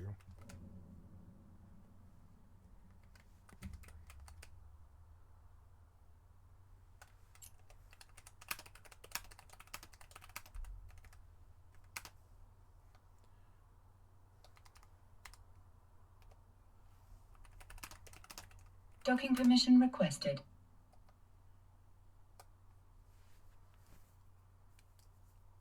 Docking request accepted.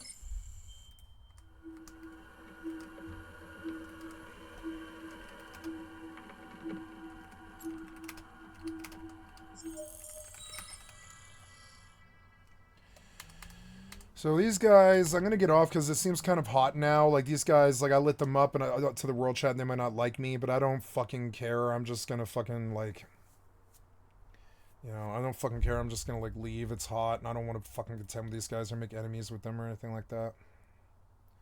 Now are you currently doing things? Yes, you are, but where are you? You're like in this station, are you? Microchips, Argon Prime.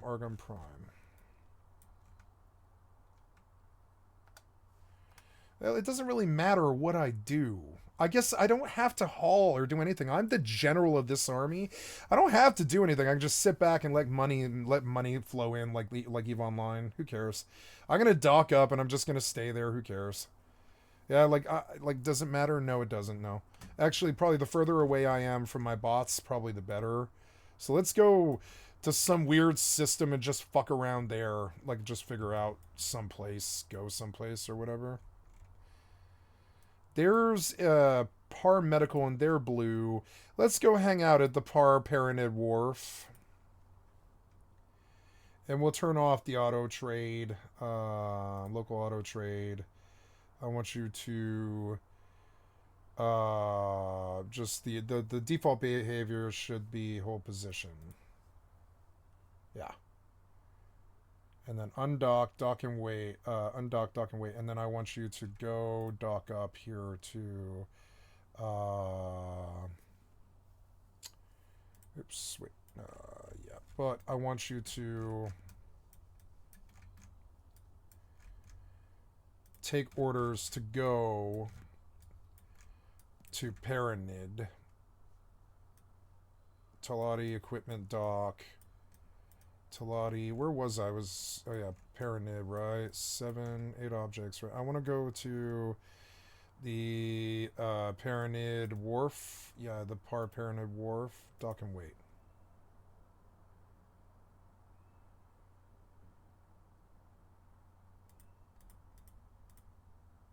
Dock and wait. There you go. Cool, cool.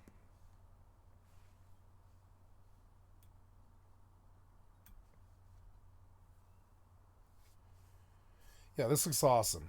And it is like a full 3D sandbox on a single-player game as deep as EVE in its own weird little way. But it doesn't have, like... I mean, the combat's better than EVE, but it's not as interesting as EVE, because EVE has, like, these crazy MMO battles and stuff. This doesn't have that. It does, but it doesn't have, like, MMO battles. So this comes out of the Ibis. I get in a wreath, and I begin to haul. I'm done with I'm done with Mortal Online, and we're going to... I'll get my daily on 76. And do probably 10 minutes of fishing just to hear the music. And then I'll get on Starfield for the rest of the night until like 12:30 or something like that, which is like 2.5 hours. I've been playing too much Starfield lately, so I'm trying to like kind of, you know, calm it down a little bit. I've got to get her on the Horizon website and delete this hardcore character. She made it to level 9 before she bid it, and that's fine. She didn't cost me any money, really, so... And all her gear is just sitting there, so there's really no loss at all. I want to go to Horizon XI. Log in. And delete my character. They changed the login music now.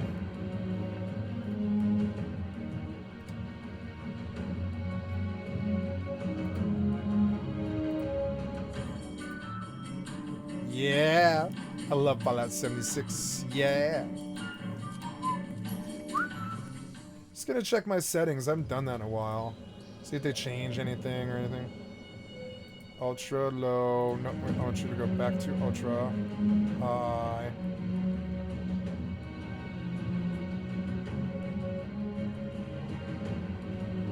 I don't know, maybe the depth of field is good. No, I don't like the depth field in this game. Okay. Play. I will fish. get quiet, defensive, and Oops, wait. So this was. Retreat into his religious mode. Yeah, like religion's always the fucking excuse. It's so stupid. I'm going to this dock so I can buy more escort ships. There's an enemy. They are targeting me, which isn't good, but I would like to just keep moving. It looks like they're having a battle. Fuck, I didn't realize how good the 3D view actually is if you do it right, like on the right stick and stuff.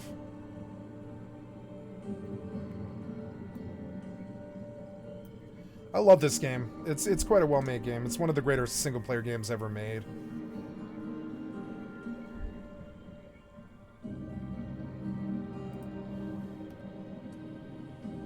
Yep.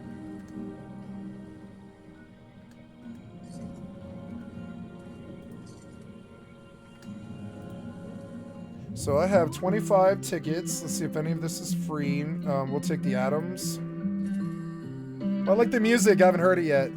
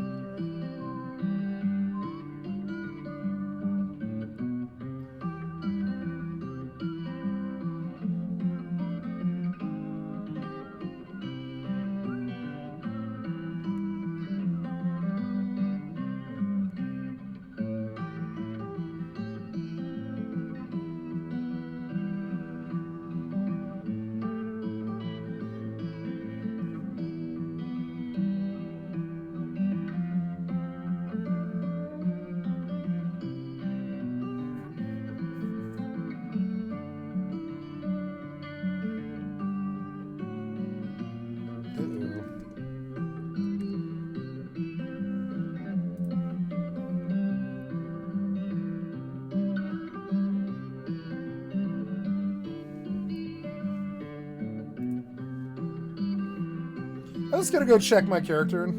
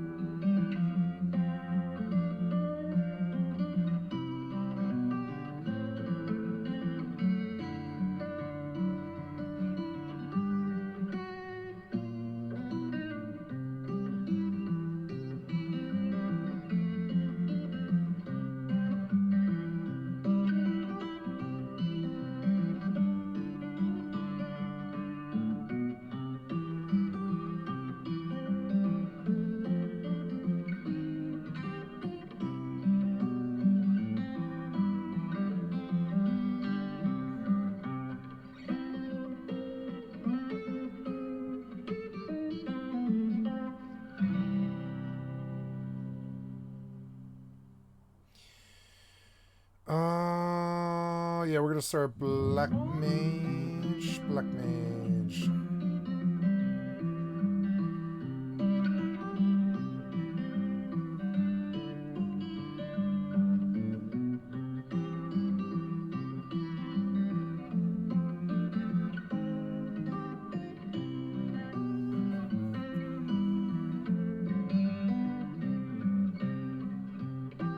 Ah, very good. I got my new hardcore character.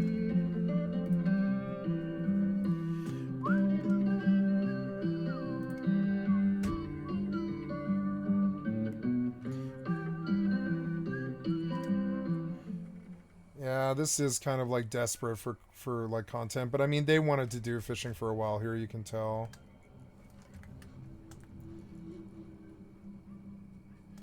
Let's look at the dailies.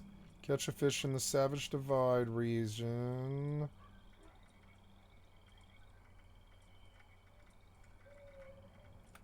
Scrap for aluminum. Craft fish bits. I suppose I could probably get this one done now before the weekends. Eat a cooked meal. Kill a creature. Kill a cultist. So, okay, kill a cultist. Where do you find cultists at? I forget. Let's do... Oh.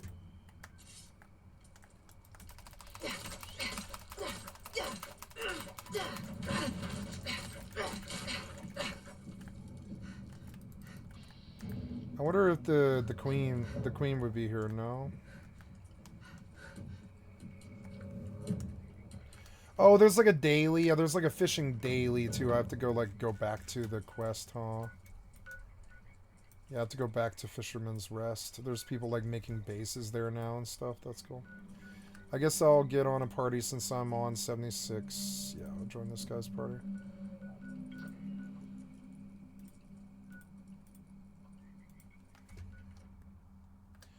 Okay, we are here, and I would like to buy ships from the, this place. Size medium, not a minor, but a frigate. A Gorgon, oh, military license, huh? Smalls. Scout fighters. We want, Grobel military license, courier minor. So we'll take a Perseus Vanguard fighter. High presets. It costs current balance, final balance. This costs 1.16. This will leave me with 110. So let's buy this guy and put him on my escort.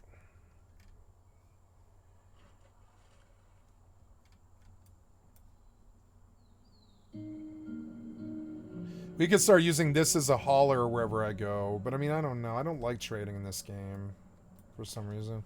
It's better in Starfield, to be honest.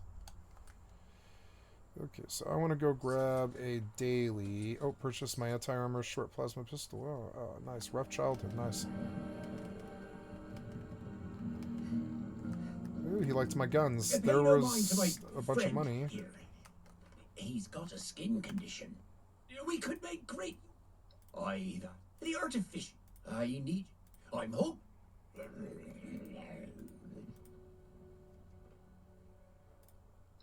After ye best the... Watch yourself out. Yep, and we go and do... the fish I asked you to catch? Yes, but I want to go to X4, whatever that was. Where is X4 at? Oh no, where is X4 at? I was just there. I forget where this is. No. Aren't you supposed to be fishing? Oh my god, get me out of here.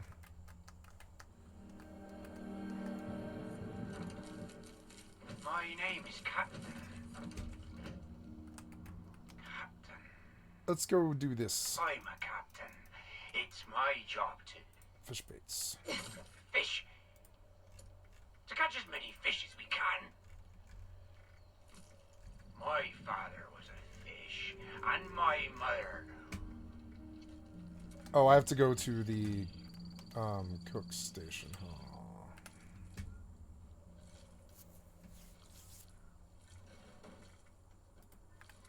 Pay.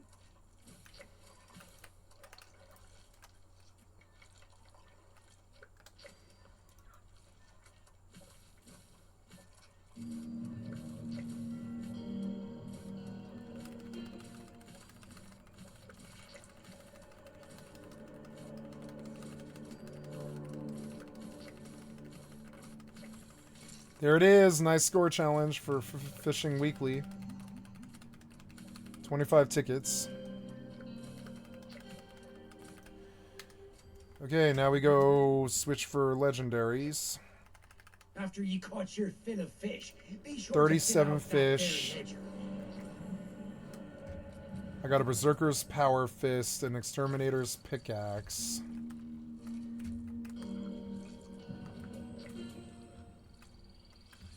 I could just put those on the fucking market. That's a really easy way to get legendaries. Goddamn. You just go fishing. Wow. I like the system, actually. It is an improvement to the game, definitely. So I guess I need to look at my weight. Yeah, I'm close to weight, and I guess I'll have to go crack. So we'll go do that first.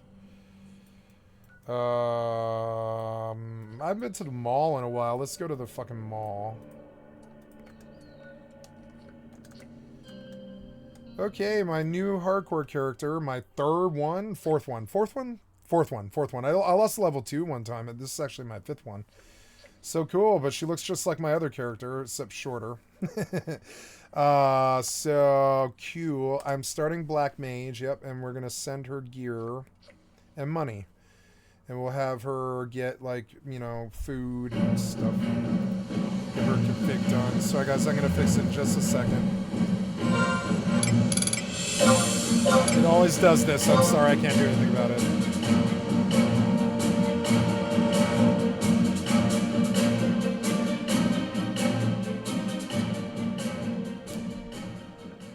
Okay, so, on...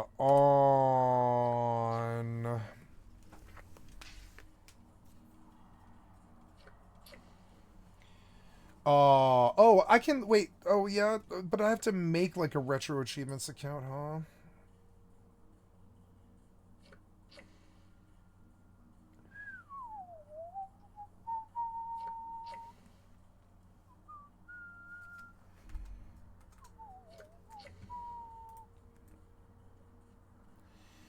Yep, you're coming here to do some cracking.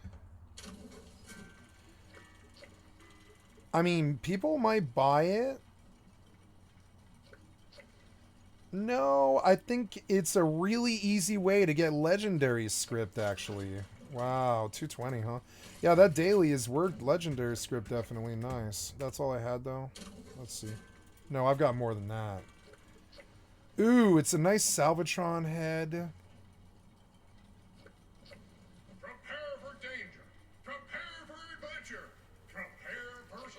I like the damage on it. It's actually really fucking good, but I'm not spec'd into it. I like this weapon though.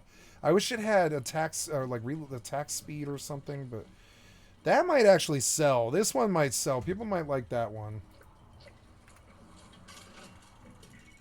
Furious Board. This Assaultron Blade will definitely sell. So now I've got to go home to my base, which might not even be like here. I don't know. Oh no, it's here. Yay.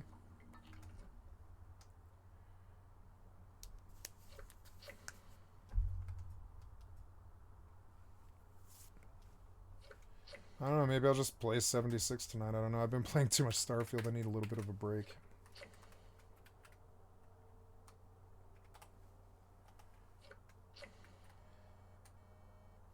What's this now?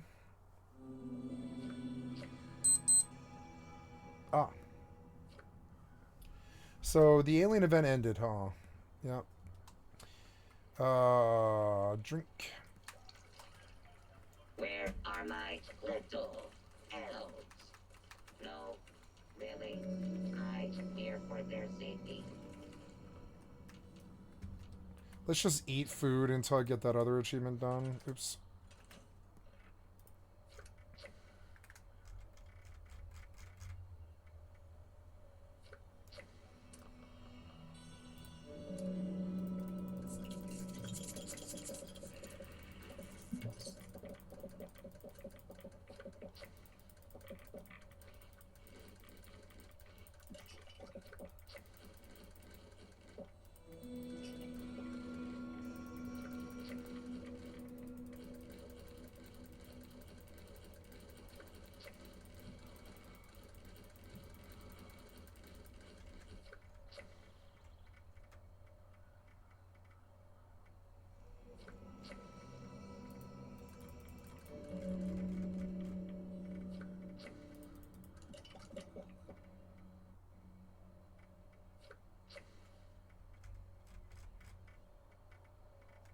That's the weekly. I wonder what I'm at now.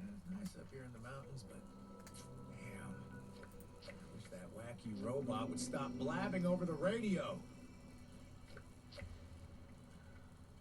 Savage Divide region. Craft or scrap a ranged weapon. Let's see if I've got any of those.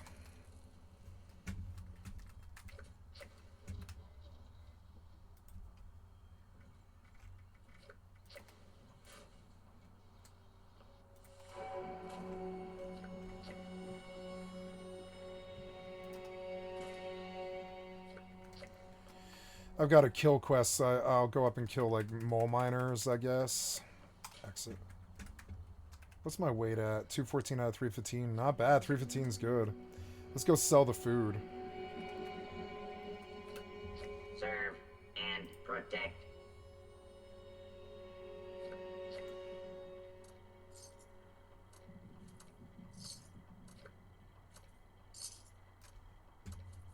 Nice, 25k. Not bad.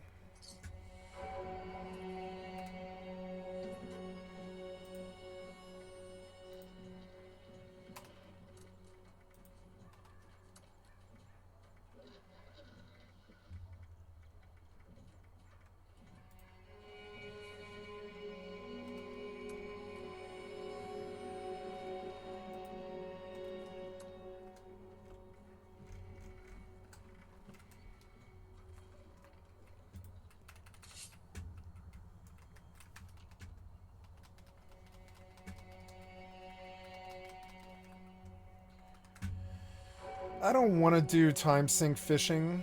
I did that yesterday. I don't know. I could do the daily. The daily is worth it, and it also gives you legendaries and stuff too. So we will go fish the daily, but I don't remember where X4 is. X4. Oh, there, query X3. Okay, so what else? We have, oops, gameplay. I will also want you to sort and organize stacks. Chat filter, I need to tell. Fonts are okay. Windows, we want horizontal cut. No, sorry, vertical cut. Timestamp. Number 6. Window effect off. And the width as low as it'll go. And the maximum lines as high as they'll go.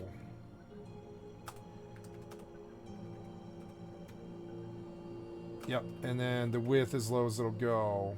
And there we go. And then I think I do normally lower this.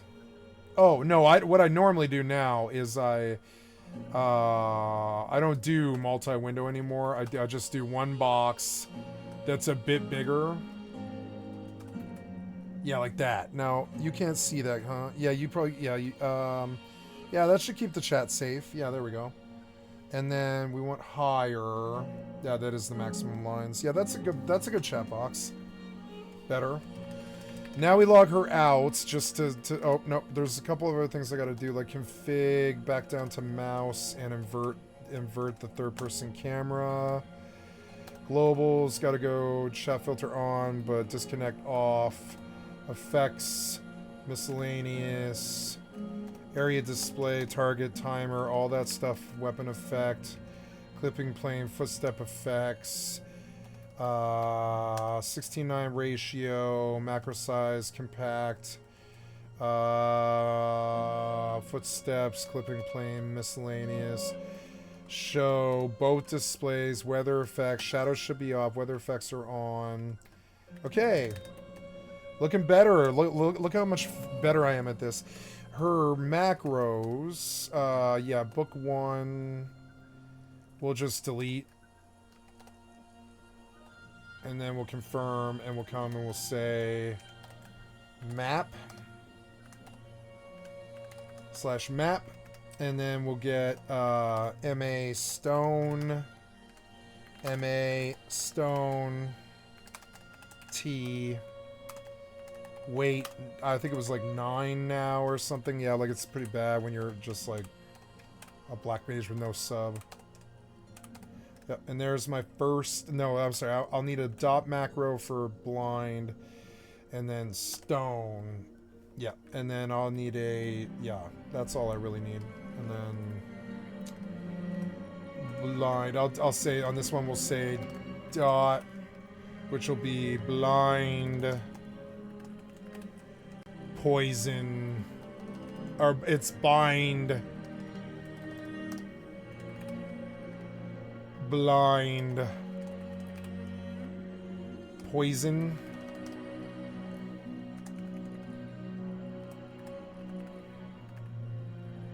But I think right now we want this to be blind, and I'll mess with the letters later on, because right now, yeah.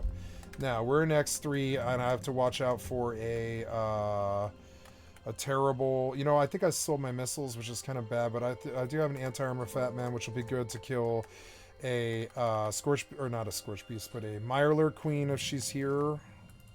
She's not here. He's there.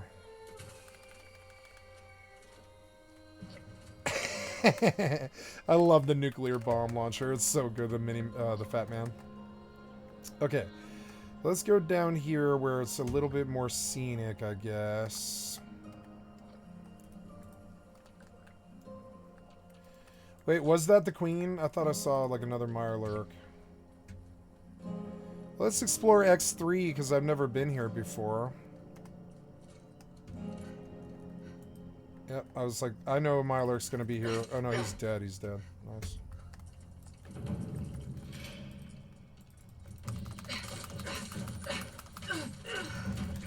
I don't like my build anymore, and I'd like to... Oh, okay, you killed me, huh? Fool killed me. With what? Is he legendary? What the fuck was that? And I was healing. What the fuck was this?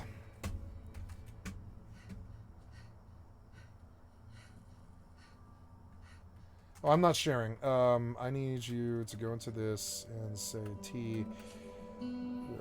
Yes, and then... Ooh, new perk pack.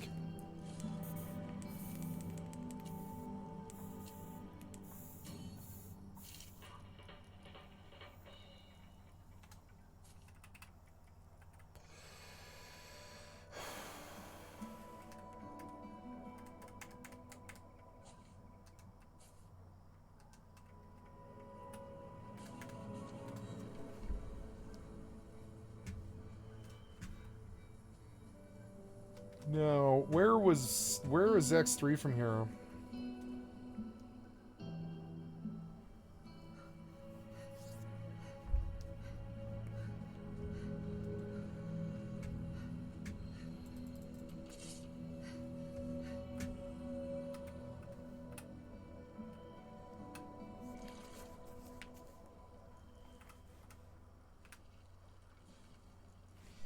Would you believe it? I've been looking all over for you. Congratulations! Today is your lucky day. You've won the Great Appalachian Sweepstakes, and this wonderful prize is yours. The Great Appalachian Sweepstakes is not responsible for paying the required gift tax. Failure to do so may be reported to the IRS. Enjoy your prize!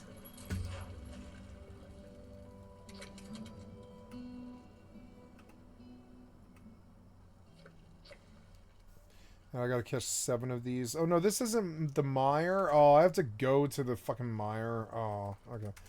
Well, let's go do the mire daily, I guess. That's fine.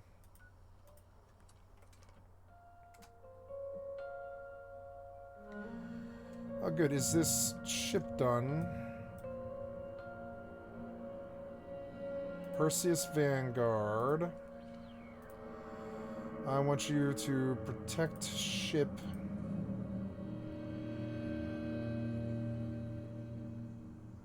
Ides Vanguard.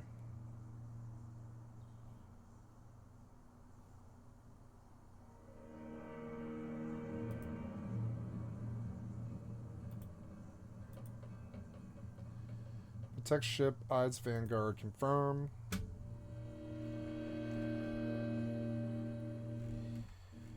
Okay, good. And then I want you to,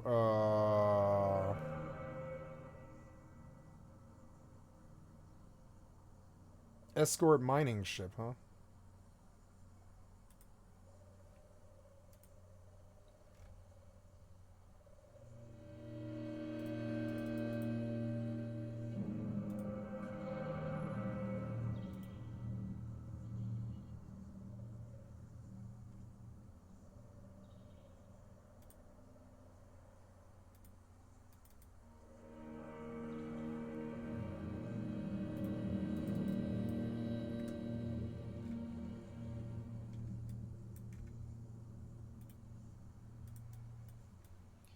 Okay, now we go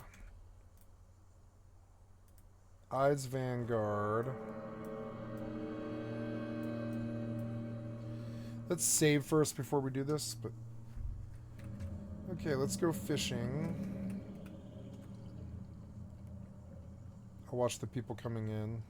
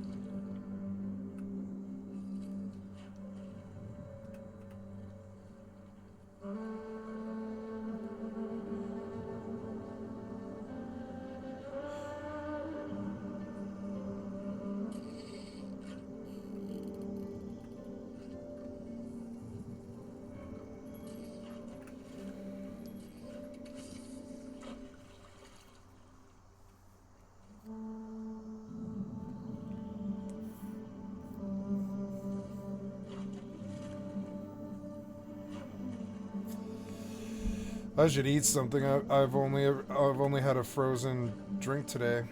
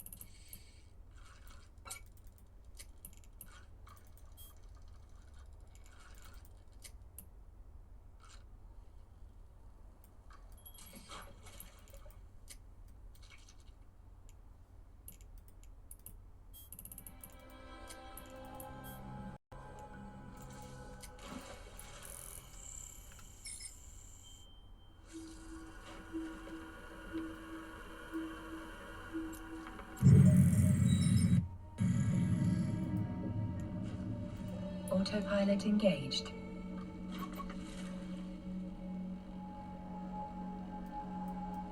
Oh, I have a casserole. I forgot all about that. I guess I have a casserole this evening, and I'm gonna cook it in the skillet, and I'm gonna melt some cheese on it, and put because it's a little old. It's like 2 or 3 days old, but I'm gonna melt some cheese on it, and get some sour cream, and that's gonna be amazing with some black olives and stuff. Yeah, that'll be really good.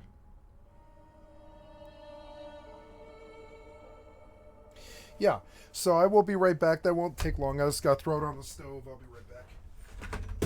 Oh, geez.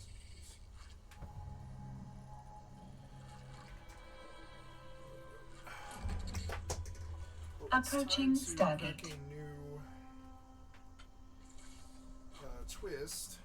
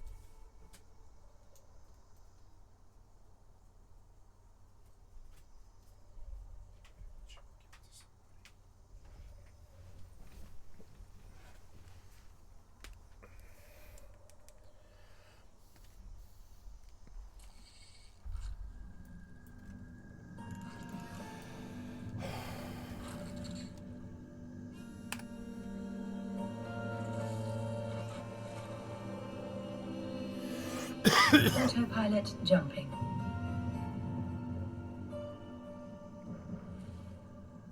I started fishing instead of making food. I forgot. Because I got my twist all set up. So good. I forgot to check what it was. Oops, I didn't get it in time. Damn it. Oh well.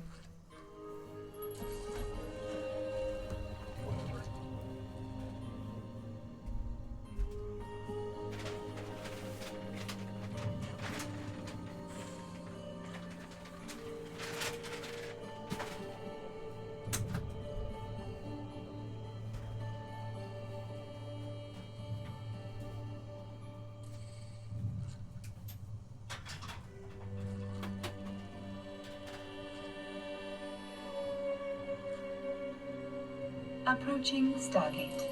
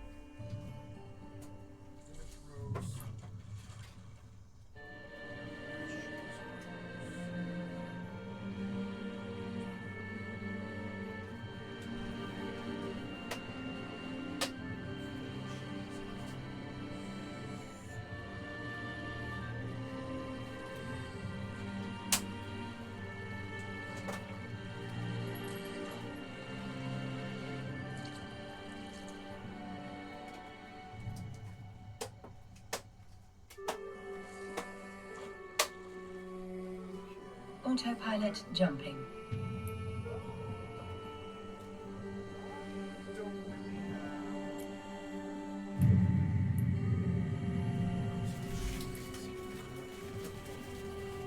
Warping to station. Warp drive active.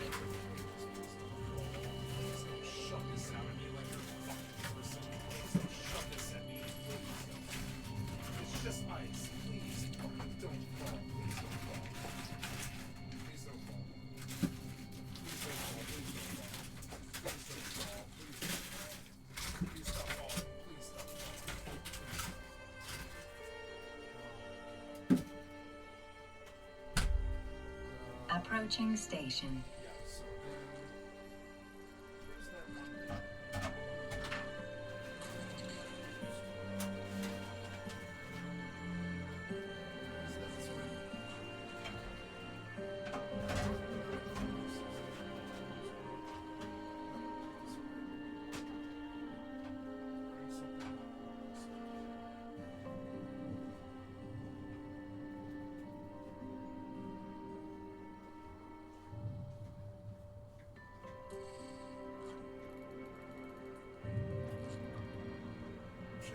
sauce for this of some kind, but I don't think I do. There's not much I can do.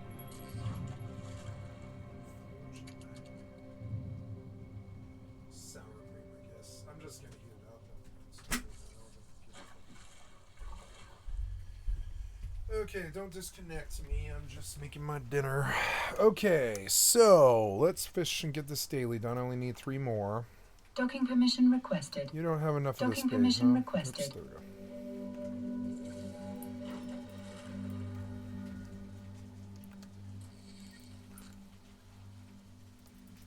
Docking request accepted. Docking permission requested.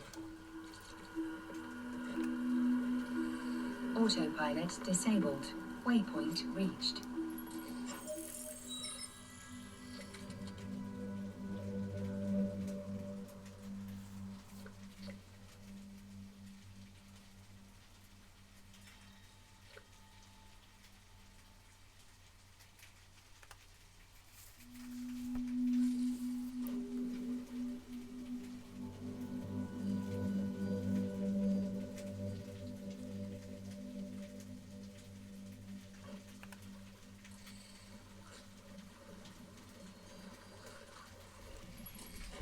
I'm gonna go check my dinner.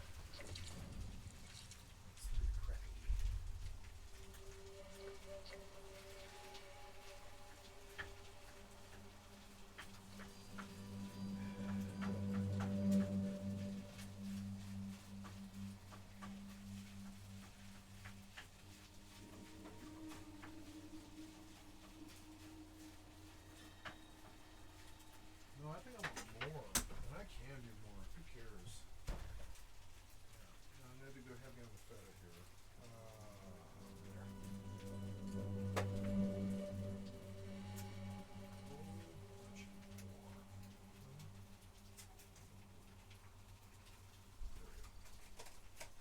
There. So can I have some more? That drink is low enough. Put some cold water in it. What the hell is that? Oh, yeah.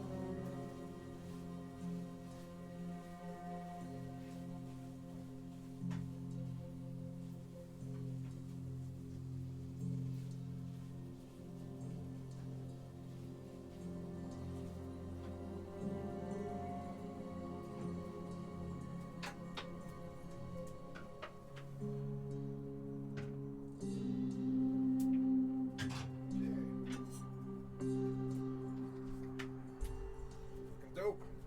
That was fast and easy. I have a free casserole that my family gave me with some feta and blue cheese to flavor it.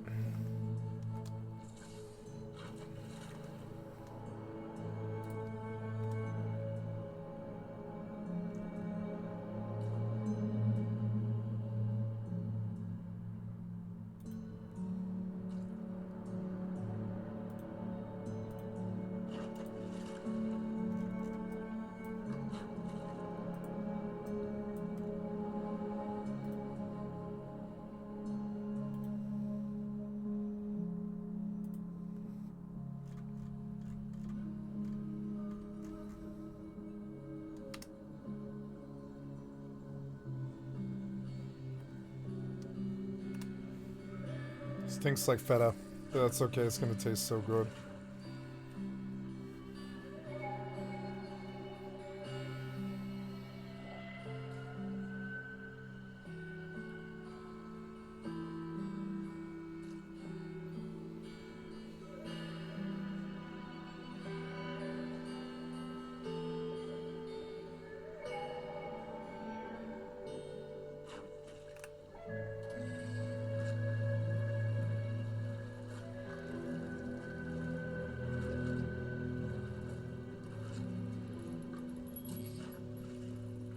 I do like the fishing. It's fun. It's mindless. The console kids have such good such good video, like MMOs now. I'm so jealous of them. I wish I had grown up with games this good. Kids have it so lucky. They're gonna be so much better at this than I am. I grew up with Mario Brothers 3. They grew up with this. They're just gonna be like oodles better than me. It's fucking annoying. Quite good, yeah. Get thee behind me, Satan!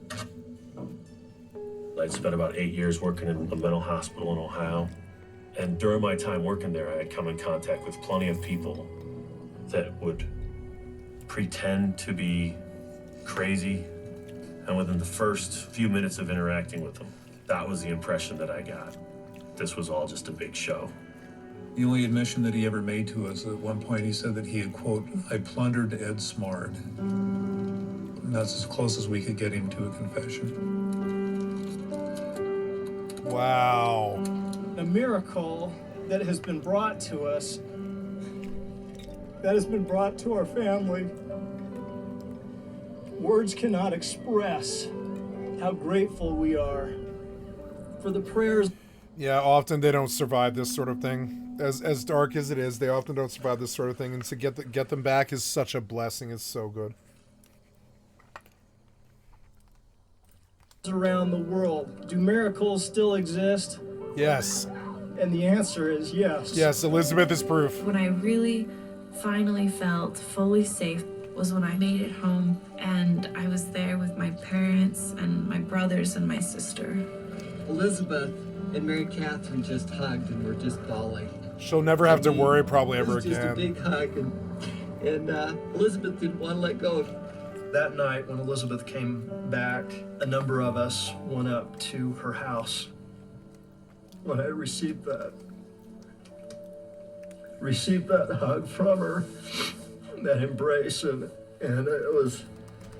it became tangible. It became real. She was back. Hells yeah. Same day. The triumph part is always so fun. Can I hug you? And I said, we finally got somebody back. Got one back alive to her loving family. We got one back. John Walsh for the win. I really did feel like a princess. Thank you for catching them fish. I'd gone from that morning, being with my captors, to all of a sudden, at the end of the day, being home. And I got up to go off to my bedroom to go to bed. And my parents just kind of looked at me for a second, like, well, don't you want to sleep in here? We could have a big sleepover, the whole family. And she said, no, I want to go back to my bedroom. And don't worry, I'll be here in the morning. Aww.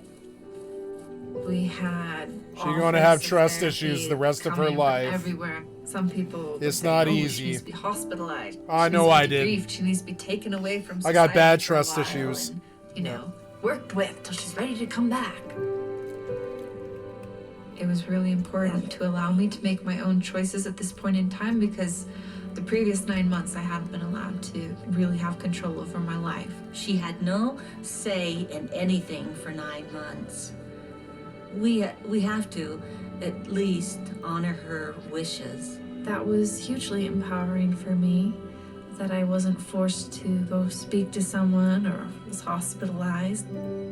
My parents became my therapists and who I talked to if I ever needed to talk to someone. And that worked for me. But I do believe in therapy. I do believe it does a lot of good. So do and it I. helps a lot of people. And I realize that I'm extremely fortunate because I have such a wonderful, supportive family. Not everyone has that. In fact, most kidnappings and abuse that goes on, they're not from strangers. It's from someone you know. I am heartbroken for anyone who has to struggle with that, because I don't know how you would do it.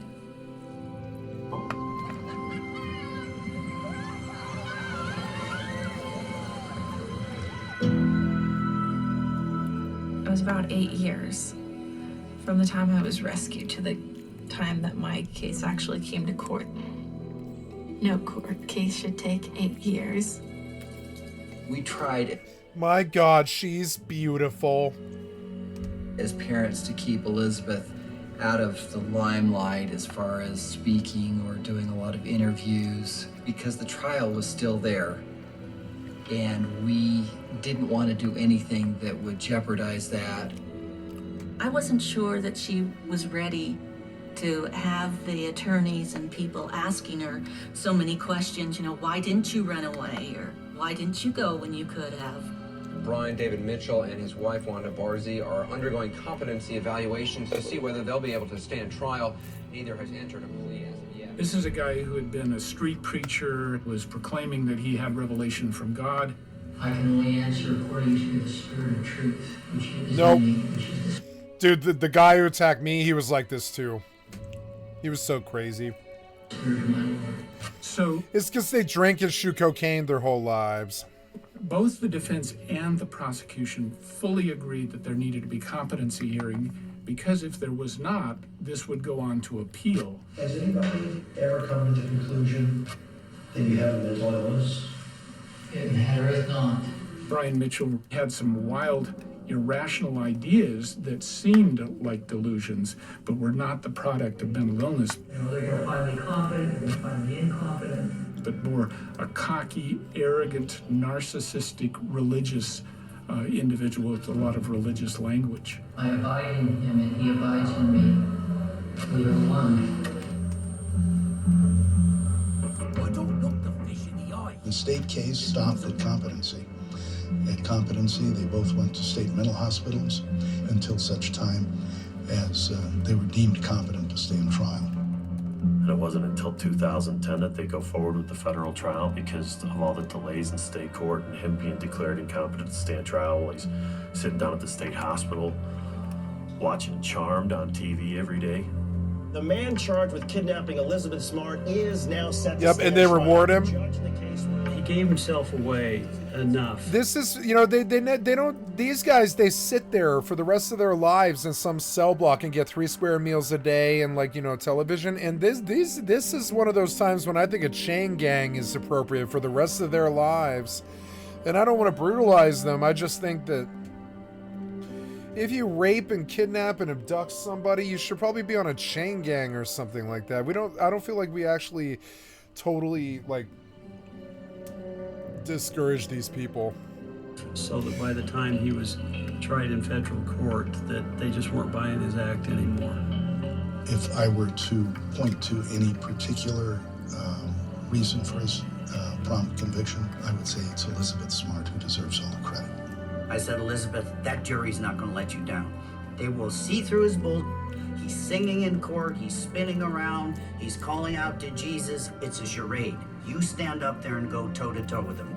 He picked the wrong girl because she is extremely bright and she was a marvelous witness. Almost 9 years ago, the kidnapping of 14-year-old Elizabeth. 12 jurors found Brian She probably wanted to fuck him over, so she did exactly what they told her to do. She was like, no, I want this guy to fry. Mitchell guilty of kidnapping. Elizabeth Smart smiled today in court. How many counts of rape how many times did this guy rape her? Is it a different charge each time? That guilty verdict was read. I was pretty nervous going into court, but I remember when I did see him. It's not. It's not. Shackled, I realized that he did God, he looks a lot like the guy who tried to kill me. It's the same. not have power over me anymore, that I had gone on with my life. I hope that not only is this an example that justice can be served in America, but that it is possible to move on after something terrible has happened. The man convicted of kidnapping Elizabeth Smart will spend the rest of his life in prison. Good. I was grateful that, he's going to be in prison for the rest of his life. He would not be out on the streets and be able to hurt another girl or young boy or whatever. There will be no sentence appropriate for what this guy did. He's sitting in a cell somewhere watching color TV, getting 3 squares a day, okay? Is that... You hear it, and he says the same thing I did. I've not ever seen this before, I promise. I just said, you can tell what we all think. It's the same thing that the fucking TV luminary thought, was that does this punishment discourage them? The answer is no. They get 3 square meals, and they get to watch stuff like Charmed, and I almost got away with it. I know, because I went up into county for 13 days, and I saw what their lives was, and I was like, this is how we thank people for doing crime. They don't ever have to worry about food for a long time, and they don't have to worry about like television or like a place to sleep or anything like that. And I was like, in some circles, this place would be considered like a favor. Like a favor. For what he did to Elizabeth Smart? I don't think so. I don't think so, and I don't think so either. And that sucks. It's not like I want to brutalize the criminals. We just need to actually discourage them, and I don't think this is discouraging them. It sucks to be free and totally lose your freedom. It does suck. But I mean, does it discourage nutballs like this? I don't think so, because it keeps happening.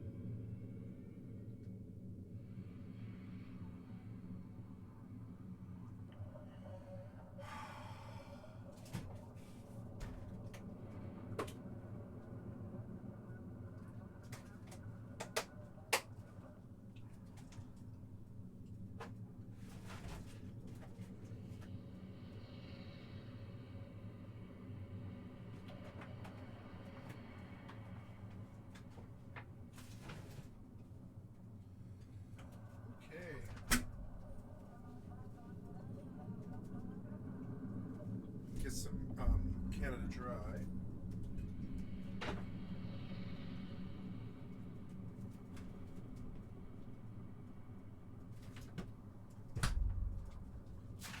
Oops.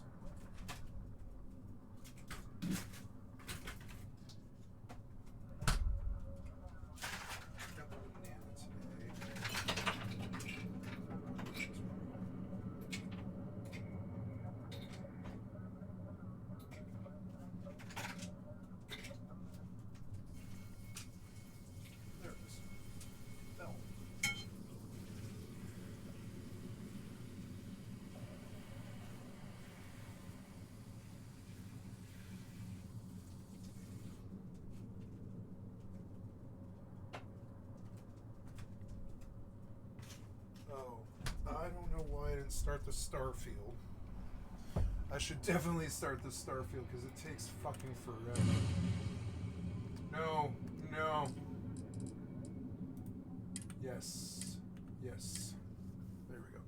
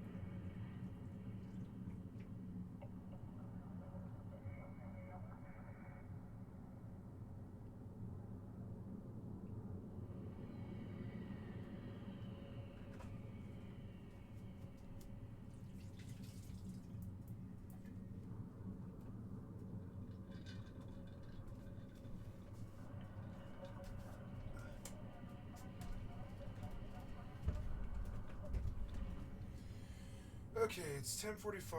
I want to turn off the lights. It's been a long day. Do some Starfield in the dark.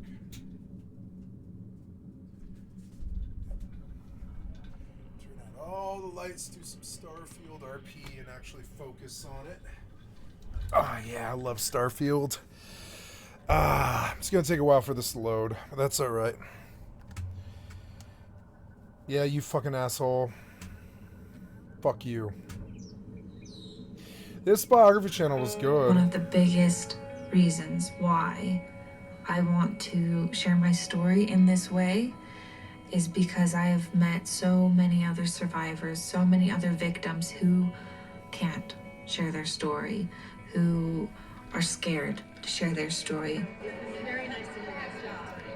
I want them to know that they're not alone. I want them to know that life can be wonderful and that no matter what's happened. Oh, and all the life is survivors still worth flock, living. and they're like, you went through something really horrible. That you can find happiness in it. It must be nice to be a normal human being and be treated with respect after somebody tries to kill you, and you're given like respect and people love you and all this. I just got the madhouse for 2 years. That's all I got. But to each their own. She had it far worse. Be easy, but it'll be worth it. Elizabeth has had a strength and a desire to see that survivors don't remain victims. She is the one that says, we will survive. We will fight back. We have worth. She's helped us change laws. She got married to a wonderful guy, and she is the poster girl for survivors. But you have had the strength and the resilience to make this work your life. Oh, it's Cuomo. How difficult. Getting married and having a family was something I'd look forward to my whole life. When I was kidnapped, I felt like that was taken away. I was Yeah, very what the concerned fuck? about her relating What to the boys fuck? that she wouldn't want to date or go to the school dances, but it never seemed to be a problem because she went to every dance and had lots of friends and life was good.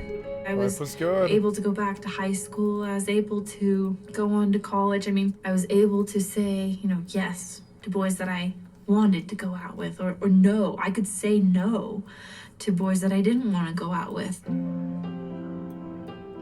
Matthew and I were both at the Missionary Training Center. Both of us had been assigned to serve as missionaries in the Paris, France mission. He didn't know anything about me. I was just another girl, and he genuinely liked me for me. I never had to wonder if he liked me just so he could say he was friends with Elizabeth Smart or knew Elizabeth Smart. Which I'm sure happened. I'm sure that happened too. I'm sure that happened. They're like, I know Elizabeth Smart. I'm sure that happened to her a bunch.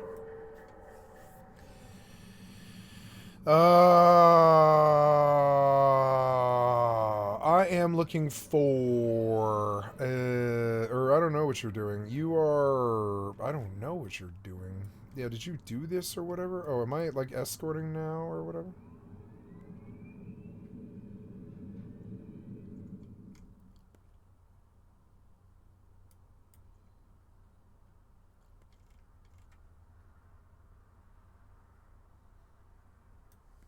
I think I did it, I guess.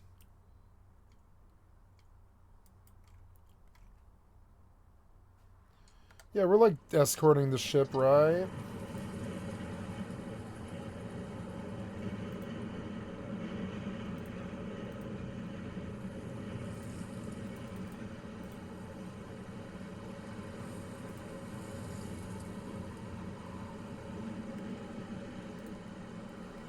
Oh, cool. Look at this cool planet that I'm on. Fucking sweet. And there's like all this stuff here.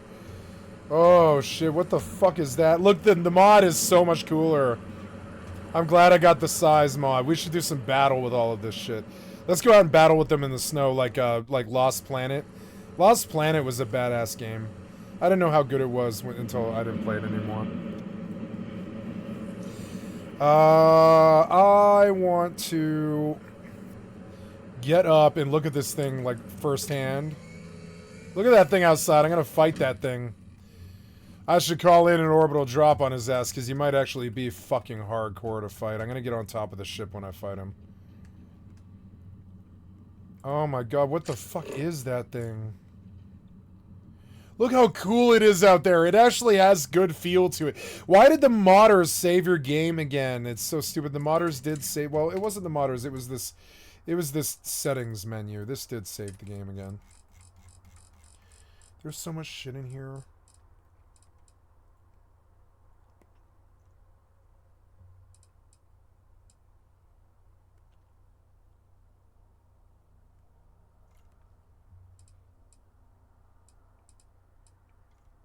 Now I'm back to a normal XP rate with all the stuff that I do, which is cool.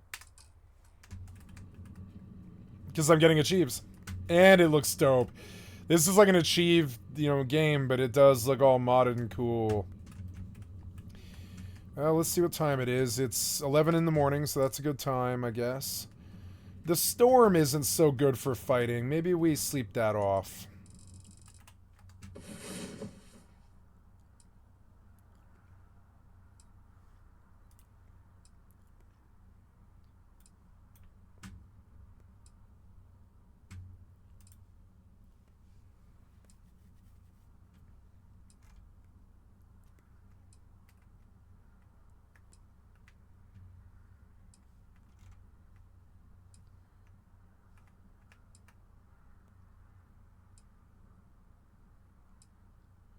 Cool. And then on this game, I have a turn in. Oh, I lost the bonus. Wait, oh. I am in a fleet.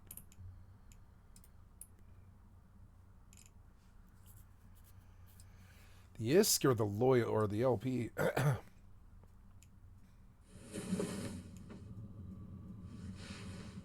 Up to 10.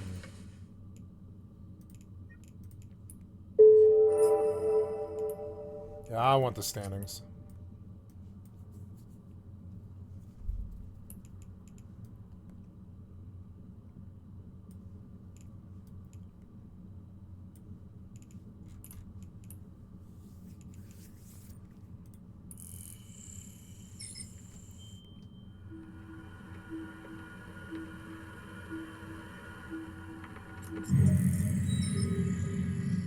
I'm not really clear as to what we're doing.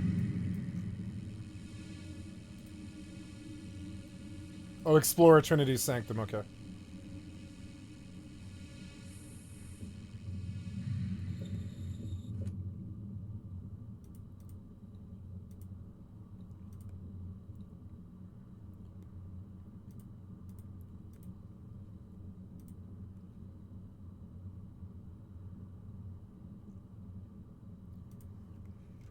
Like, these quests are fun, but I don't really want to do them.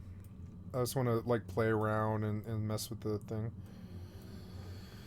I've got 321.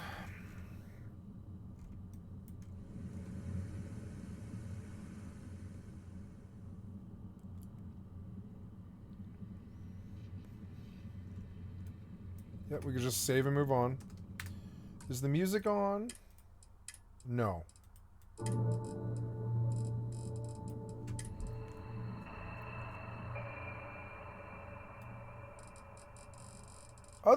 Other footsteps, but...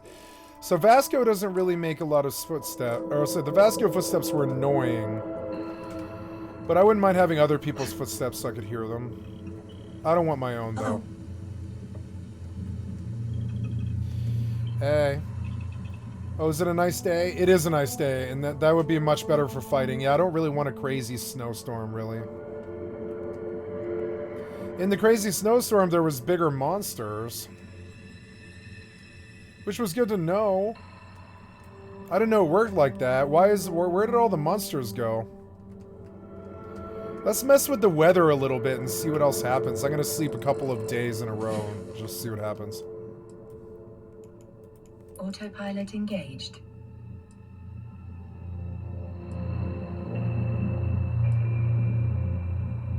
Warping to Stargate. Warp drive active.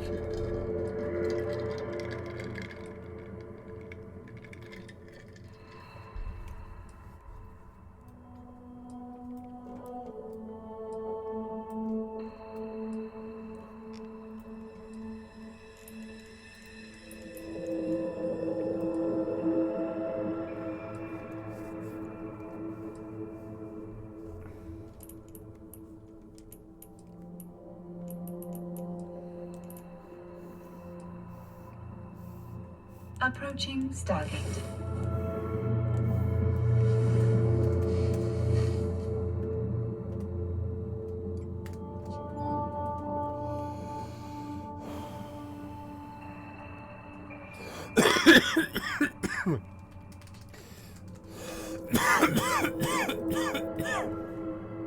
Ooh, this twist is good. I like this twist. It's the best I've had in a while. What was this one? I don't know. I threw it away.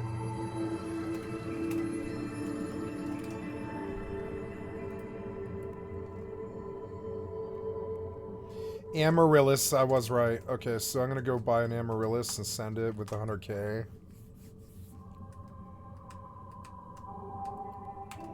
Maybe I should sell some Amaryllises. Just send her 10 of them to sell. Autopilot jumping.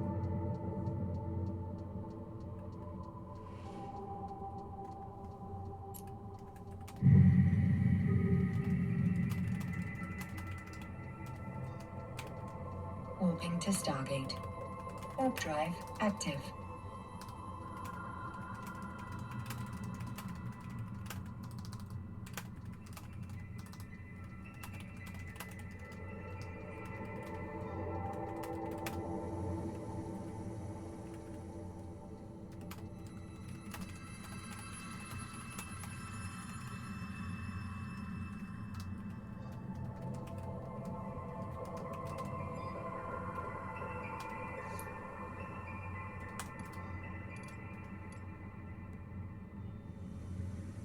Approaching Stargate.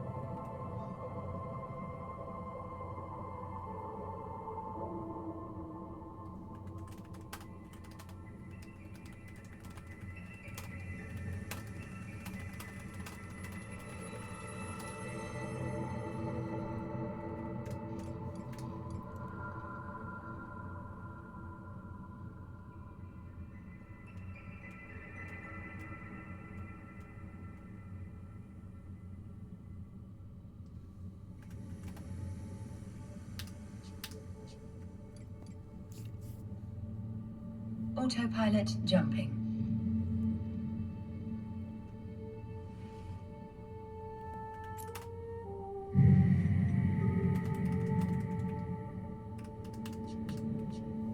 Warping to station. Warp drive active.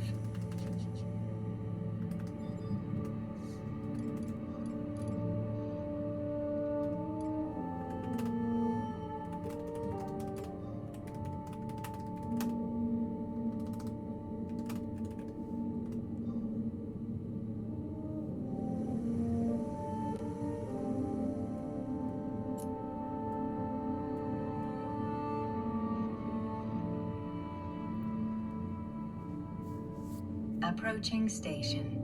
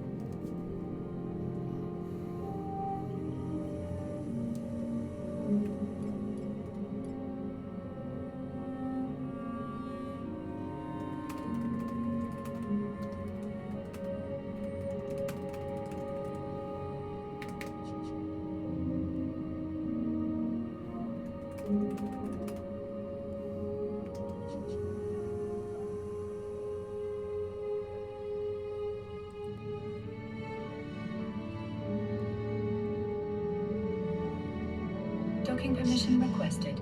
Docking permission requested.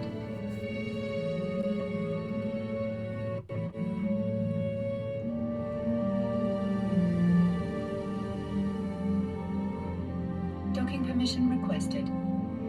Docking request accepted.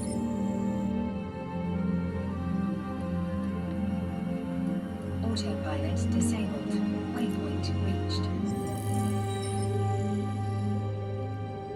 I gotta send all this stuff back to... But a bunch of it is stuff she needs, which is good. That's good. Okay, so...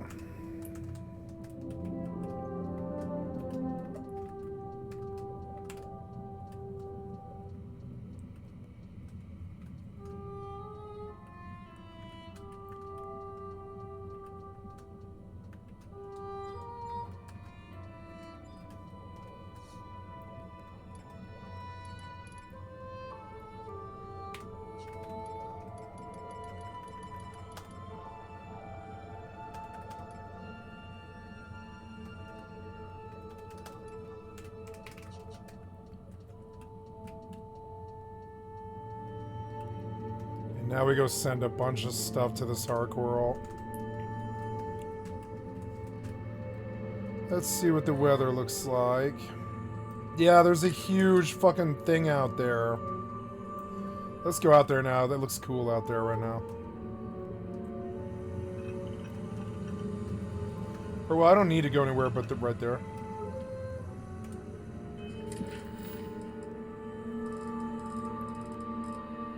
Oh, so I think I'm here actually building a base? Yeah, I think I actually am building a base. Is that right? Oh, yeah. I need to build a base. I do. I have to build a base. Yeah, that's right. So I want a nice sunny day for that. I shouldn't have slept as far as I did. It's 9:22 local time. Give me like 3 more hours because the sun might rise like slow on this planet.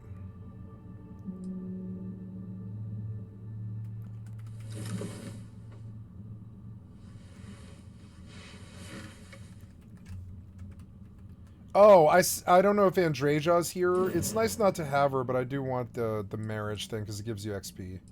So, what do we do? Exit out. No, go inventory, exit. Yeah, ship, crew. Andreja is on the ship. She's just not assigned to me. She must be off in one of the other rooms. Yeah, she's not working for me right now, so she's on the ship, but she's like, oh, there she is, yeah. Yes? Oh, yes. Of course. Okay, so yeah, we're gonna go out and fight there today.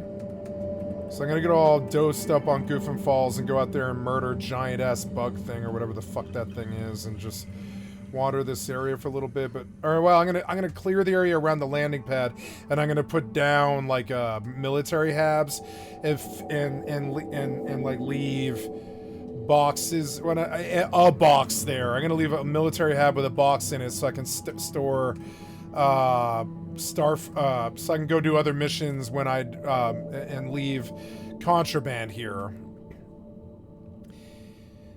Well, now, I don't suppose I need to do this here. But I can, and it is a cool planet full of lots of cool animals and stuff, or whatever.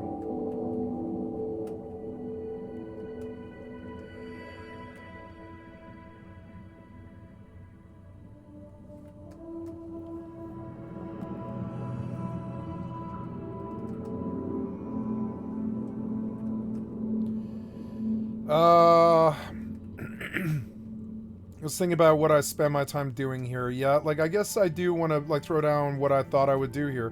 Which is, I did throw down a beacon, and we're going to build here, but I'm going to put down... I better eat before I go. Did it wake up? No, it's sleeping.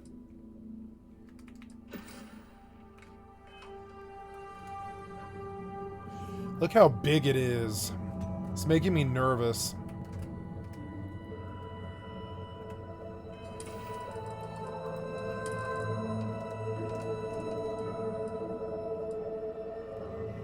There's Aurora, which I might as well... Well, no, I guess I could save that here. I'll save that here. I like Aurora.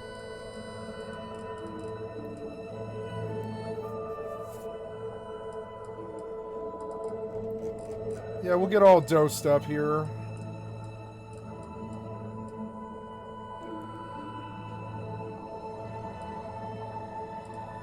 Frostwolf's really good.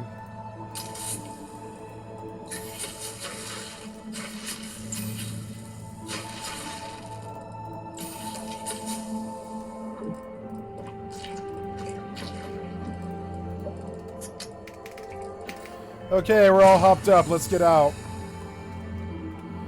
What weapon do I want for him? I want steady, long fire. Yeah, like that. Or even more. I don't know. What happened to the other thing? Yeah, there. Open up this thing.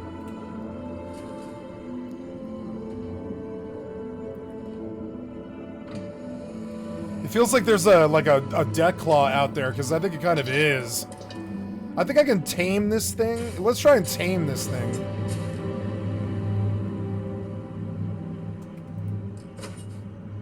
Let's try and tame this thing. Look, it's low health.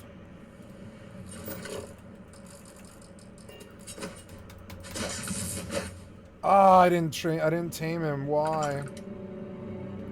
Why did his body shoot way over there?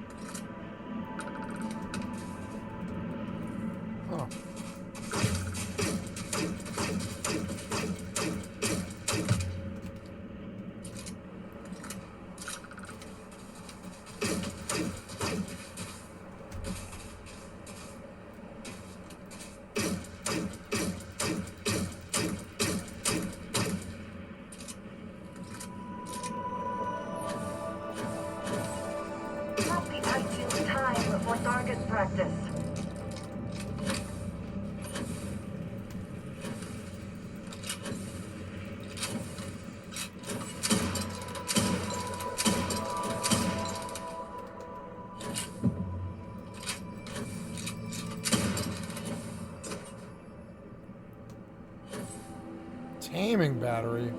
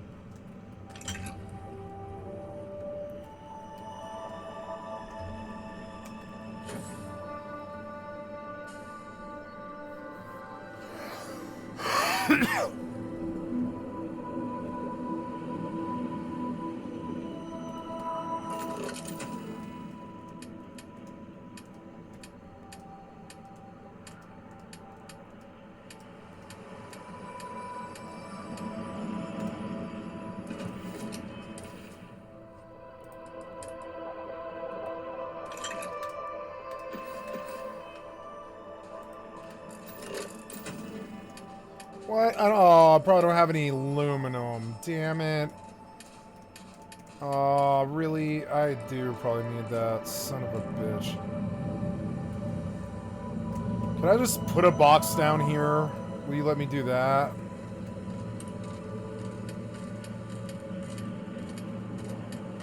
Ah, lame.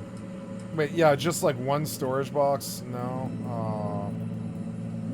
Aluminum. Maybe I can buy it on the ship, maybe? I'll just sleep till I can.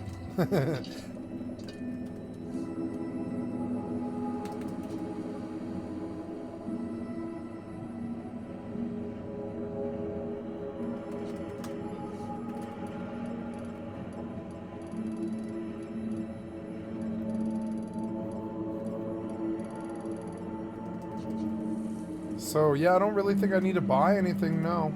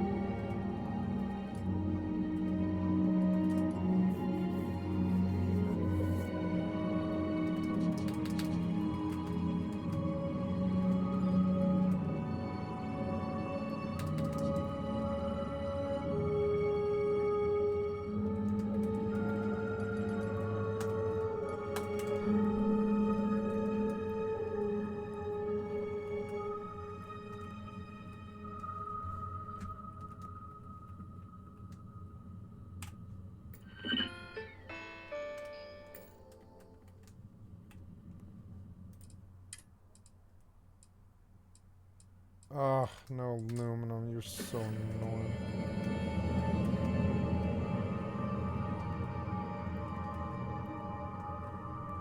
Maybe that thing has aluminum.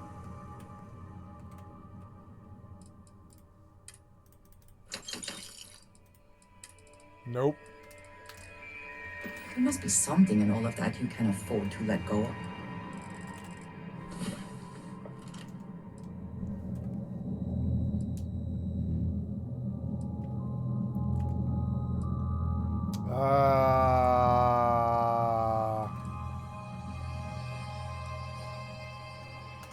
Oh yes, I'm mailing lots of stuff, huh?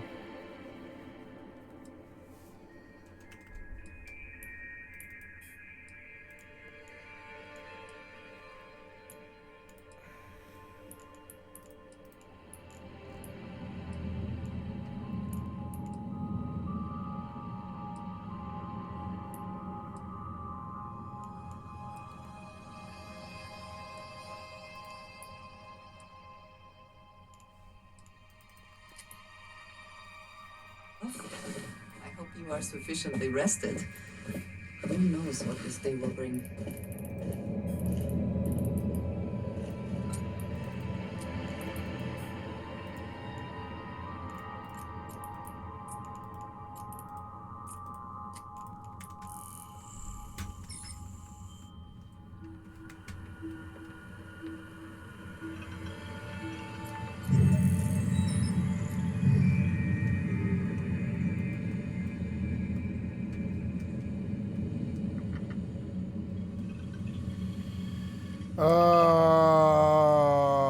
yeah, I'm checking aluminum.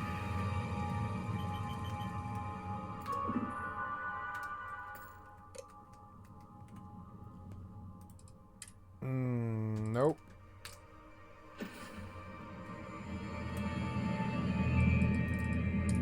Nope. Alright, fine. I'll go all the way the fuck back.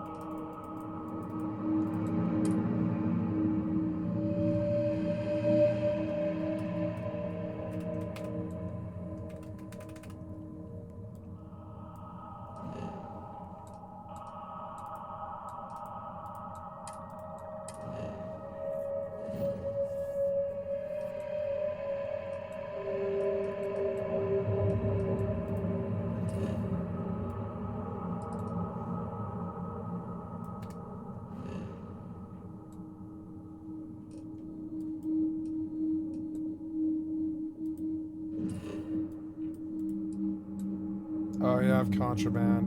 Damn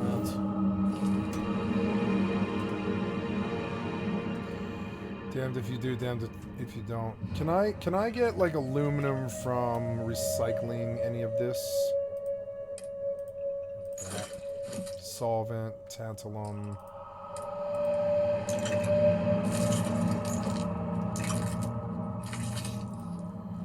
Nickel and water.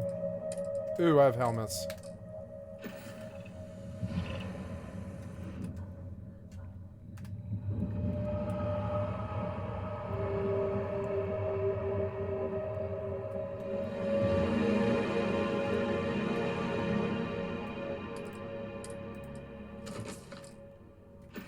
Nice.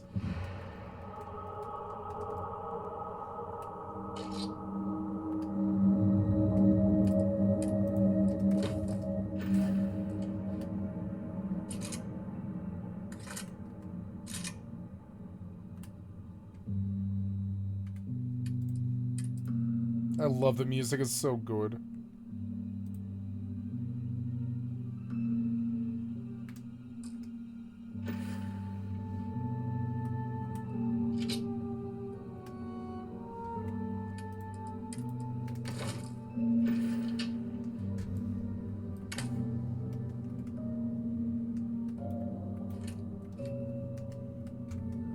Look at all these heads in a fucking thing. I wonder if I can stack them. I bet I probably can. I can probably stack a whole thing of 5 of them or something.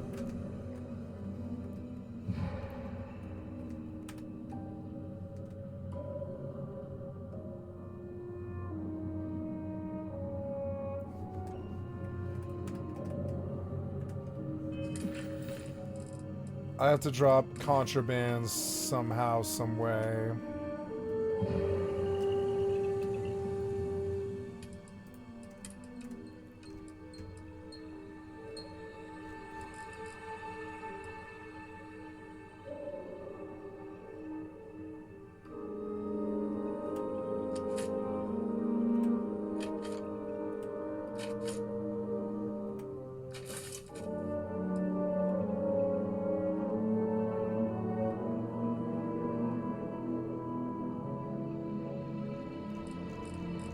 Maybe that laser is pretty good.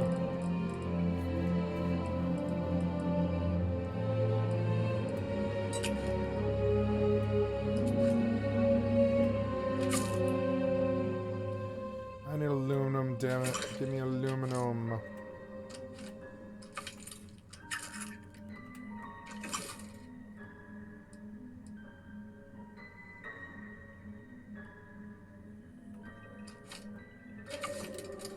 Give me aluminum, you're so annoying.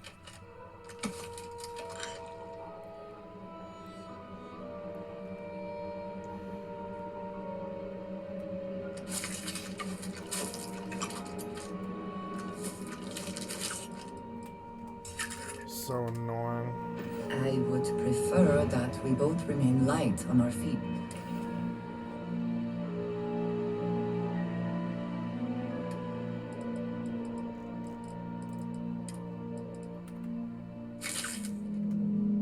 £2,100. You never know what could happen. Well, I've got a contraband issue, I know that much.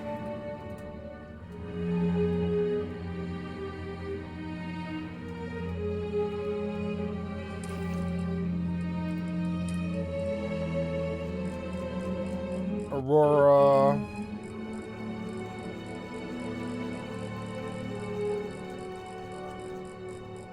Six mech components. Let's sell it.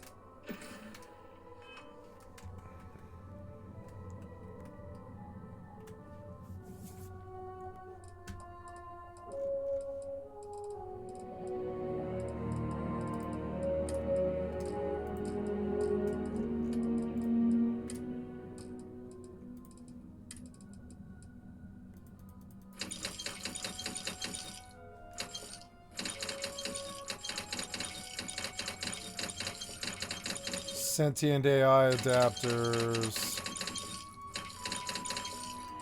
And Aurora.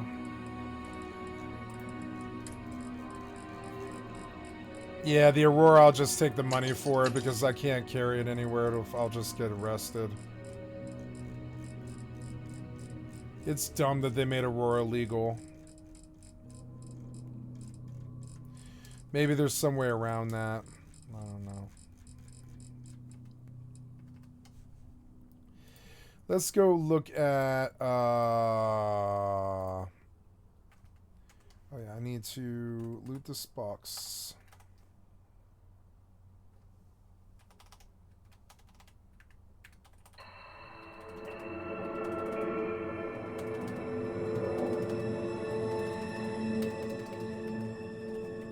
Maple wand, copper hairpin. And scrolls of cure and an amaryllis.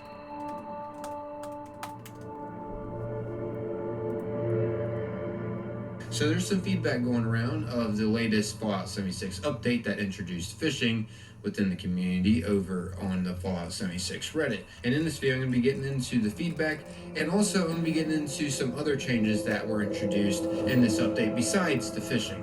So yeah, let's go ahead and get into this. As you can see, starting off here with screw phishing. Seriously. Hate it in games. I don't buy fishing games, don't play fishing games, don't play little fishing quests or activities in games. I was talking with someone here and they thought it was just going to be a fun little side activity. Didn't occur to them that it'll be a daily or weekly task. I'll skip it every chance I get. Huge time suck and another avenue to nickel and dime you on skins. Heck, my favorite daily tasks are ones I can entirely complete in 20 to 30 minutes. Then either move on to playing as I choose or stopping my play session. And the comments on this post, a lot of them aren't really in favor of it either. A lot of people are just saying, it's whatever, it's fishing in the game, that's cool and all. Some people do like it though. It's really fun. Not as good as RDR2 though. Love the swamp creature to Captain already. Loving this update. And then we got other comments saying, try to fish, can't do this in Power Armor. Okay, bye. That's kind of funny because Bethesda's art cover for this update literally shows a guy in Power Armor fishing. And I was seeing some comments about that within this post. This person stated, I hate the dailies. Like, it seriously makes me not want to play. I might get into a Fallout mood, open up the game, and see the challenges right away. After working all day, last dang thing I want to do is work these boring, repetitive actions. Feel obligated because of fear of missing out on the items for the season. These dailies take so much enjoyment out of the game for me. And yeah, this seems to be quite the complaint of fear of missing out, which, speaking of missing out, this is another fishing feedback post. It literally states, fishing feedback, not for me. So I've loved fishing in games for as long as I can remember, other MMOs and even old NES fishing games. I cannot find the energy in me to do this fishing minigame. I legit Alt F4'd out of the game, and I'm dreading having to log back in. I get it's not for everyone, and I get I don't have to do it, except I kinda do. With 2 tasks a day fishing related and only 2 free rerolls, I just found this the worst. I don't knock the developers, and I know I could have downloaded the PETS and provided feedback, but I didn't. Does anyone else just dread this? And literally a lot of the comments, I hate fishing in video games. That wasn't built for fishing. No Man's Sky, Skyrim, and etc. I tried the fishing in ESO and was no fan. Now I've tried it in Fallout 76. I'll be re-rolling the score fishing dailies for something exciting like gathering soap. Maybe I'll get lucky like I did last week when I re-rolled the Alien score daily and got epic replacements 5 out of 6 days. Yeah, so a lot of players are not in favor of this fishing update. For one, they just find it repetitive and boring, and another is, well, they have to do it, and if they don't, they have a fear of missing out on some items that they can't get without doing the fishing. Anyways, carrying on here before I get into my own thoughts, which I covered my own thoughts in a previous video, but I'll go over them quickly. As you see, here's another post about it. Fishing sucks. Can't even get MK2 real. Can't even catch rare fish because seriously, how is this fair? Let's go ahead and click this photo. So they use their improved bait, and it looks like they have to catch the fish, and their radar is way down here. So they have to be really quick to get to that fish. But anyways, carrying on here, you either have to grind dailies and be super lucky to get the line strength mod, or you are basically screwed. This has to be the worst minigame I've ever tried in a video game, because at one point, it isn't even fun. Literally burned through 34 improved baits and nothing. And yeah, this seems to be a common issue with wasting bait. Here's another one. Fishing is pretty brutal. The reaction time window is pretty daggone short for rare fish.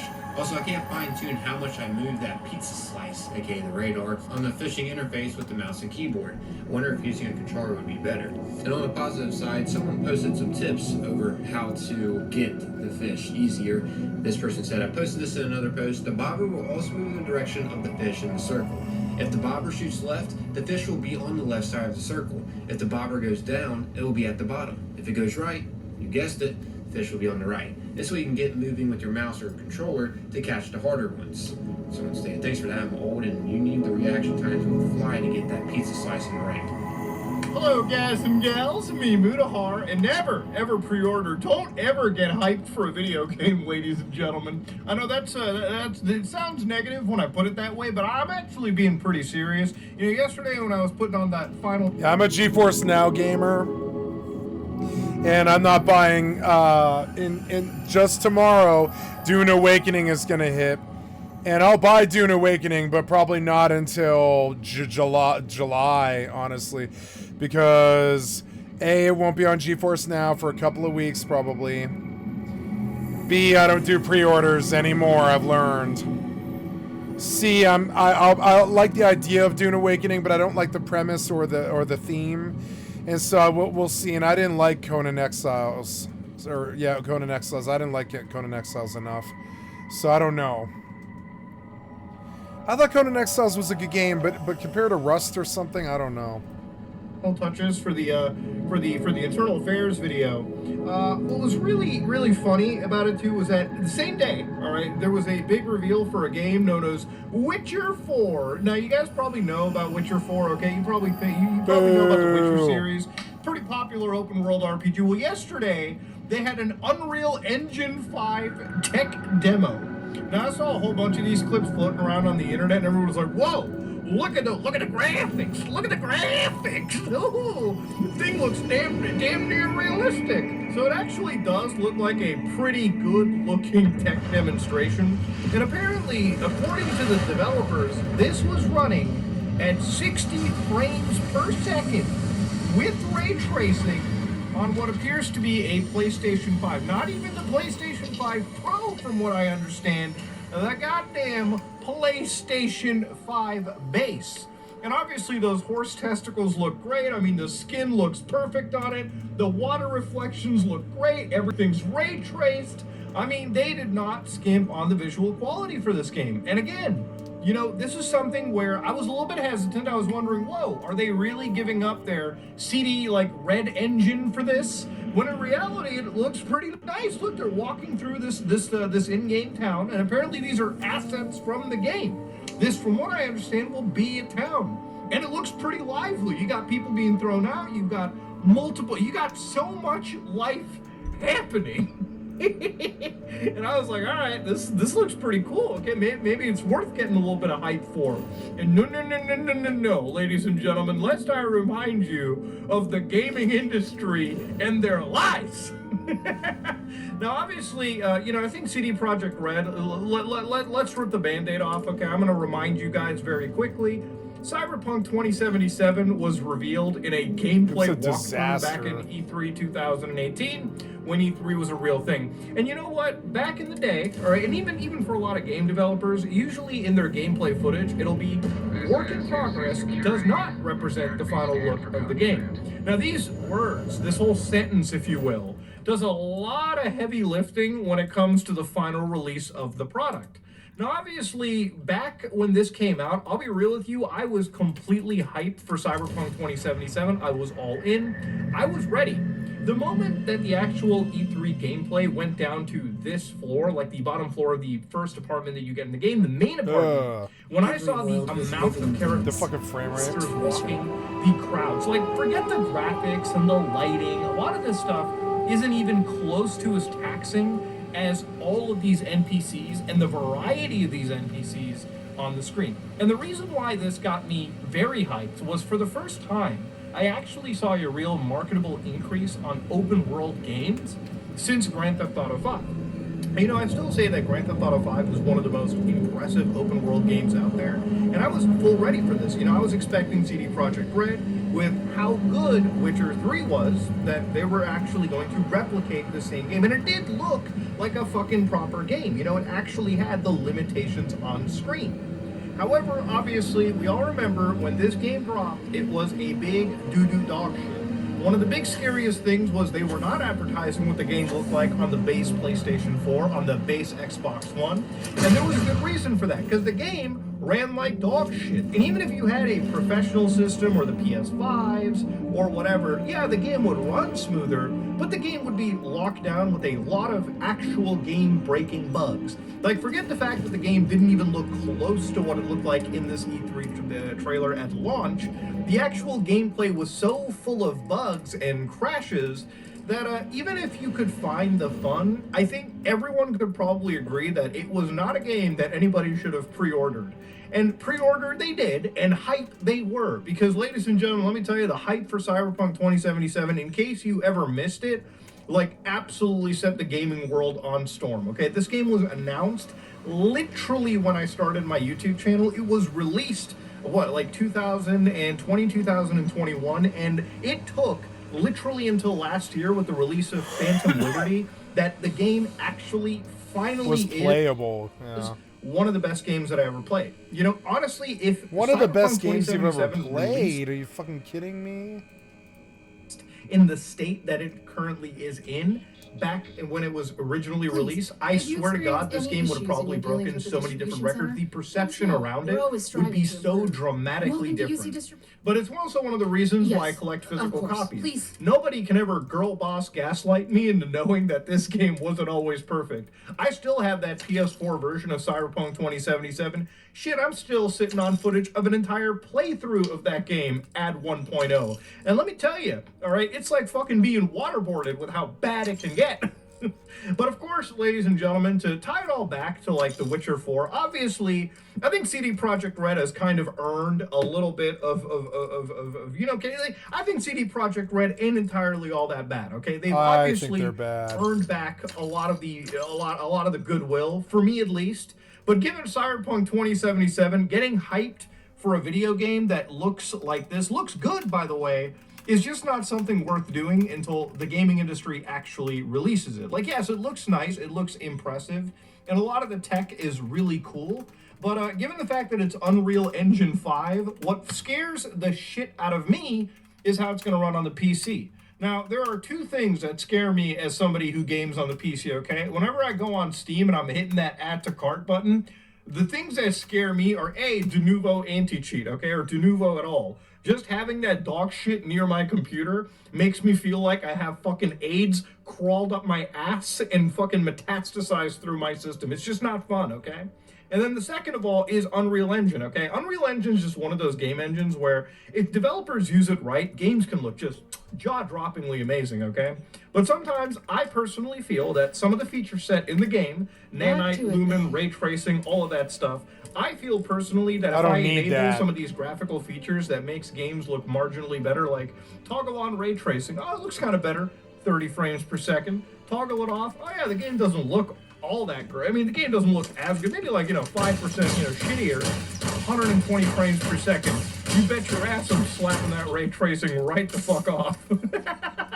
Like, who do you think you is, brother? I'm getting 4 times the frames without this dog water. But yeah, it makes me worry because this game does look pretty, and obviously I don't really have issues with Unreal Engine games on consoles, but usually for PC, bro, my experience has been stuttering and stuttering and stuttering. I mean, these games release effectively crippled on PC, and I don't have a lot of faith in Unreal Engine 5. I think the only Unreal Engine 5 game I played on PC that actually worked day one and didn't require me tinkering probably was Fortnite, and I'm sure that's literally because it's fucking Epic Games putting the game together. Now, one of the reasons why I don't always get hyped too is obviously a lot of game developers, when it comes to their E3 reveals or just pre-release footage, there are versions of games that, literally release incomplete, right? And it takes years until the games are finally patched, where, people are actually going to sit there and be like, all right, this is finally what was first advertised. I remember from like 2 years ago on Reddit, there was like this post where the people took the 2014 gameplay demo for Witcher 3, and obviously even at launch it didn't look nearly as good, until of course the complete edition, where they actually added in a whole bunch of upgrades to the game, put it out on PS5, as always, Series X systems, and it now started to look better than what we actually saw in the original E3 2014 demo.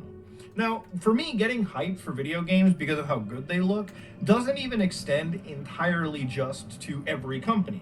Maybe there's one logical exception that I have, and that's probably Rockstar Games, and that's only for the reason that typically when you look at Rockstar Games, a lot of video games that they showcase actually do get an upgrade. Like, if you look at old trailers for Red Dead Redemption 2, and compare it to the final actual release that you could buy, yeah, there was actually a marketable upgrade. GTA 4, yeah, you look at the old trailers when the game was launching on the PS3, Xbox 360, and by the time it released, there wasn't really a graphical downgrade. And really, same with GTA 4. So they kind of earned over, basically almost 2 decades, the right for us to kind of trust them when it meant showing gameplay. Now, even though I just praised Rockstar Games for not lying to the consumer, let's not forget, 3 years ago at this point, we were blessed with Grand Theft Auto, the trilogy. Now, I remember when I saw this trailer, I was like, whoa, I get to play the 3 GTA games I grew up with back to back with upgraded visuals? Oh my god, it looks actually amazing until the game drops, and it's probably one of the buggiest dog shit releases. And it really did take probably 3 years to actually patch this game up. For a very short while, this was a game that was actually better to play on your phone than actual PCs and consoles, because somehow when Netflix got involved, they made sure that lighting was better represented to the original games that they were remastering from. But yeah, you can't trust gaming companies, because every time you see footage like this, it could be a complete lie. One of the biggest sets of E3 lies I ever saw was probably Ubisoft. Okay, so 12 years ago, back in E3 2012, when we thought the world was going to end or some shit, this was something that Ubisoft showed. And by the way, this is still publicly available to view. I am surprised that Ubisoft was never sued for what you're about to see. But back then, I was blown away for Watch Dogs, right? Watch Dogs, which I still think is a great game. This is actual footage they showed. Now, it looked amazing. The rain effects are wild. This is before the days of goddamn This is rain. what they say the game's gonna be. Look, Racing.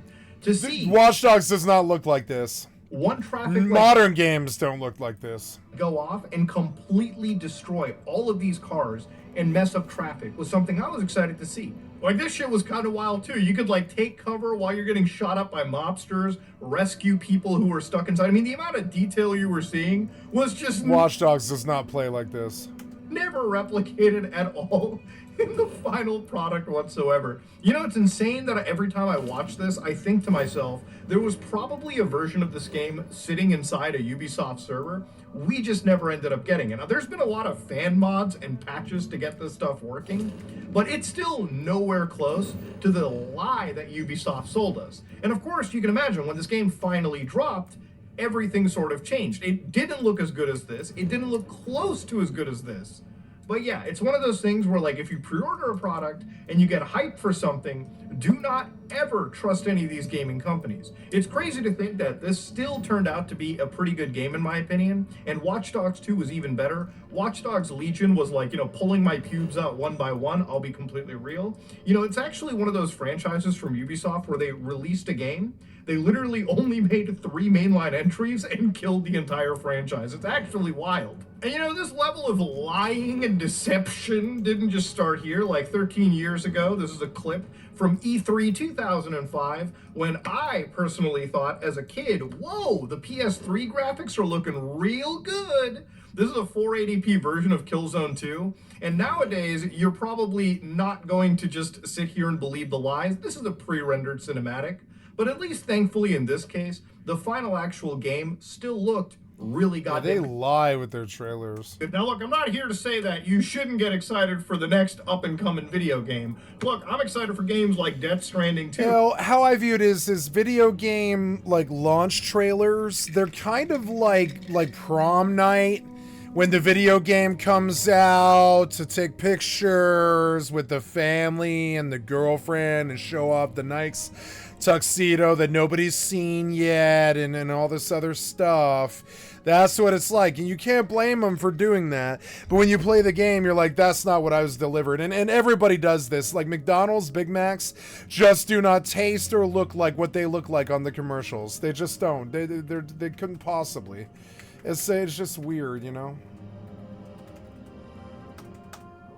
I don't have any money. Fuck, I forgot. I have to go back. Yeah, I guess I'll just keep sending stuff. That's fine. Okay, I'm excited to play a lot of games that are coming out.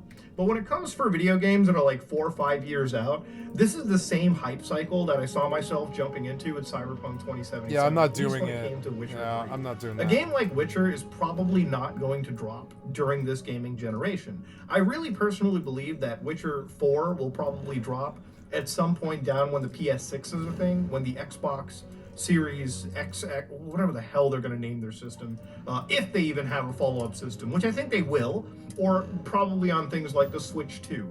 But I don't actually personally believe that this game is going to drop right now. So getting excited for the tech demonstration and getting hyped for the game itself, the industry is not past, this footage does not represent the game, all right? Anytime I see that in anything, I just turn the entire video off. I turn my brain off.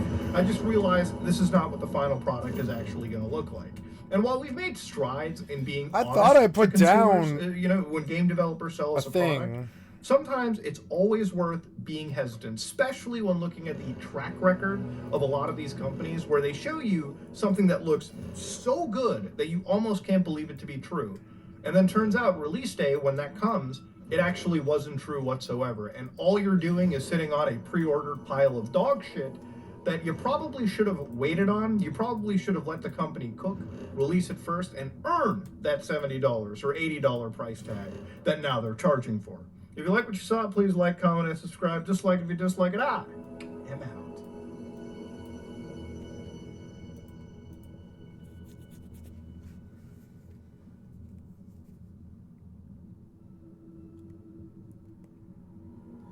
Papa Meat did a 2-hour episode on terrible lives of Mormon wives. Why?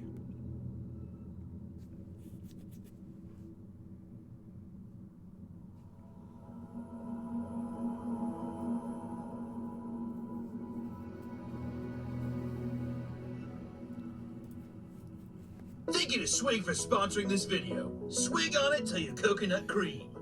Thank you, Papa Meat, for the extra content from our stream. I'd like to sub to your How you channel. doing? Come and sit down because today we're talking about Mormons. More importantly, Secret Lives of Mormon Wives, Season 2. Oh, and it all just went on Hulu like a week ago, and it's the #1 watch show on Hulu right now, so you know me. I love talking to you about shows that are terrible, and this one is no different, my friends. For people that don't know, we talked about the first season last year by this time? September of last year. Wow, and we're back already. Here we are. The first season's pretty much propped up on a bunch of women on TikTok, a part of a group called Mom Talk, where it came out that one of them, their leader, Taylor, they were swinging, but then you find out this season that they weren't. I mean, like, they were basically kissing and they were just like fucking each other. You were soft swapping. Parallel play. That's what it was, because you were fucking your own partner. Oh, that's true. Yeah, they weren't swapping. Yeah, you're not swapping.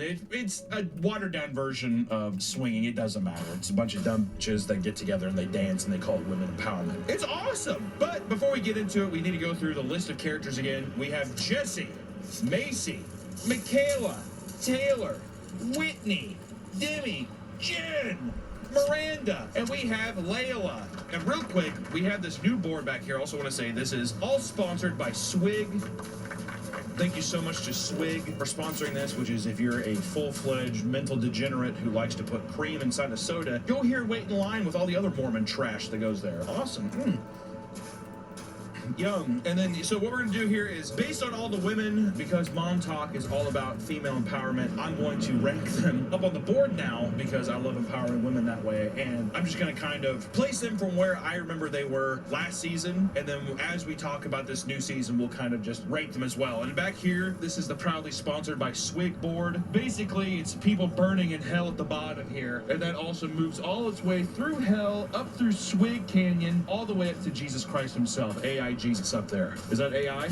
No. It looks like Cambodian or something. That's what Jesus looked like. There it is. That's what Jesus looked like. So the first person up is Layla. Does she even say a word? She gets divorced in the first season, so therefore she should already be in hell for that. I mean, honestly, Layla, forgettable turd. Go ahead and say, hey, who's my least favorite from last season? Probably Whitney, right? I probably put Whitney at the bottom because she's a dog. She's a dog of a woman who dances next to her sick children. It's awesome. Yoink! Welcome to hell, bitch. Oh my God! Wait, I forgot we have a new one up here, huh? Miranda, the prettiest of all the girls, dare I say. That's empowering. That's worth a TikTok dance right there. That Miranda is by far the hottest.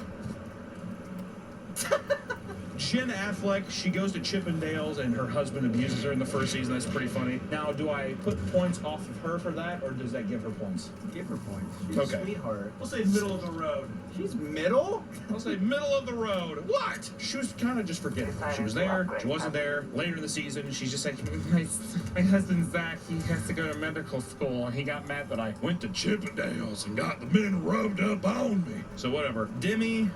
Oh yeah, Demi. Oh, they're all just so fucking forgettable. I'm gonna put Demi at 7. Taylor, she's the biggest of them all. You know what? She's one of the OGs. You gotta put her at number 2. Michaela, she has a disgusting skin condition. She has butterfly skin, and she looks tired all the time. She should smile more and make her a lot more pretty. So Macy, I liked Macy. I like Macy a lot. 3. Jess is 32 years old, but she looks like she's 56. Therefore, so this is a ranking. This is a blind ranking right off the cuff. As we talk about the series, though, this all may change. All right, we will address the board as it comes. But as it is, Miranda, the new flower, she's the most beautiful little princess of them all. She's so beautiful. And I can't use even see her on camera. Okay. Well, I use this platform to boost women because you know me historically. I love women. And I'm a huge advocate for feminism.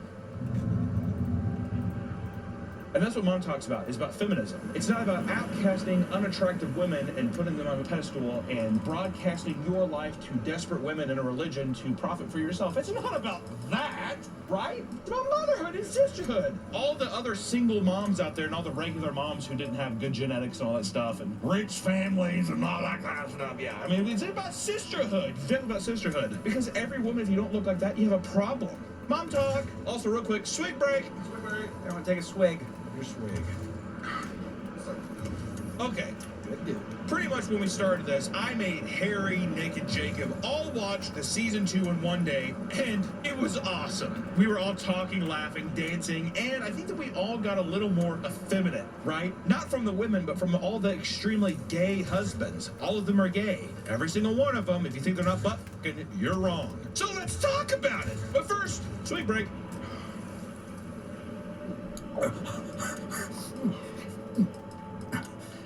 God, it's just like refreshing, really. Yeah. Also, all the episodes are based off of books. So in season 2, the first episode is called The Book of Revelations. Christian theme.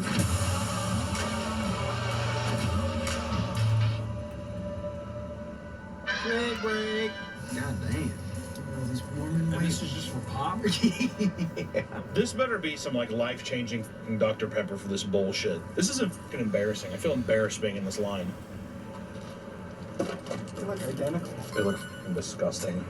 3 big things happen this episode. The first being the introduction of the newest member, Miranda. She's easily the hottest woman to exist on the show. Man. But her voice. What a smoke show. Yeah, but she does sound kind of like she kind of does sound like a bro. I've always wanted to resolve it with just Taylor because it's like... Just because of how effeminate all the guys sound. This place looks nice. Isn't it cute? Yeah. And so the girls will be like, oh my God, Miranda's coming. She looks hot. And then you have Dakota and the other guys being like, oh my God, what is she? That's so weird that she's here. We should go river fishing today. We should get some big fish from the river today. We're meddling men. I want to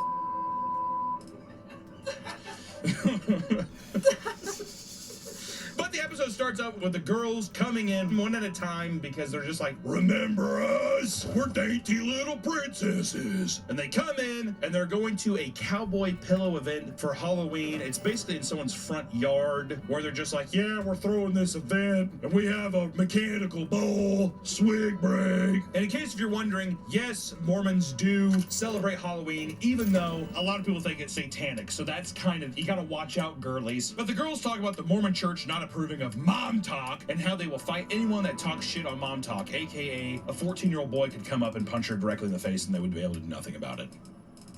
Sorry, don't put that in, just saying. A 12-year-old Puerto Rican child could just like bust her fucking teeth out of her mouth. You better not talk shit on mom talk. Boom! Whitney shows up, she's fat as shit. Well, she's pregnant, but... And if you remember from the last season, Whitney is no longer a part of Mom Talk. Oh my God. So people are like, what's she doing here? And it's that kind of thing. This goes on for about 20 minutes. That's the bulk of the episode. But she says everyone has sticks up their butts, and the fame has gotten to their heads, which obviously she's put in for like immediate drama. Like she's, you know, she's like, why are people being so weird to me? I'm just come on. I just want to empower women, the sisterhood. But this is when Miranda shows up, who looks like an exact clone of everyone else, except she has the deepest voice of everyone. I'm like, Taylor, girl, we've got to get you out of 2022. Yeah. And somehow, it's pretty hot.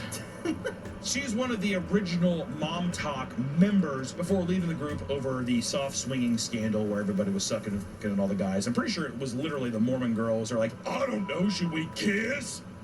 It's so weird. And then their husbands were just in the other room like, boom, boom, boom, boom. Jisms everywhere. And he's just like, he's like, we're men. I can't believe this is so weird. Girls, stay out. Get out of here. We're going to go to this man cave and we're going to play billiards. But she explains that she was originally Taylor's best friend and that the two of them, along with their hubbies, would soft swing together. It happened. Okay, sorry, fellas. She is now trying to ride the coattails of the show's success and trying to get in on that sweet moolah from the group, dude. Which can you fucking blame her? She's like, by the way, all these dog of women here dressed up in fucking makeup, I look the best of all of them. Why am I not getting paid? Why am I not getting paid? The girls start grilling her about swinging scandal, but she swears that it was just kissing and touching. No sex, except for the guys. Miranda will go to her grave denying that they ever had sex. We never had sex with each other. Come on. We kissed. And the guys might have mushroom stamped something. But that's all we did. And she apparently has never touched a wiener, even with her mouth. You've never touched a wiener. Never touched wiener, not one time. A wiener. Even with your mouth. Yeah. Swig break. Swig break. Oh my God, this swig is, this is like if a dog sweat into a jar, that's what this would take like. I like it. Also, I just want to say, I won't say exactly where we went, put GPS locations. But all the little Mormon girls that worked up at the swig I went to, bunch of goddamn catty bitches. The internet was down, they basically had to come out as if like someone died at their work because all the other Mormons in line were like, what is this? Guys are taking off their glasses. Wait, what? What happened? I can't get my Dr. Pepper and coconut cream, but I pre-ordered it on the app. I mean, you would think that hell froze over. I mean, like, it was the end of days for these Mormons. Also the line. The line, it was unbelievable. It's Dr. Pepper and coconut cream. Think of a soda and then add coconut cream. That's swig. Thanks for sponsoring us. Oh, I can't put that in. Picture this. You're all alone when suddenly the worst happens. No one to run to, no one to yell to. They're all alone.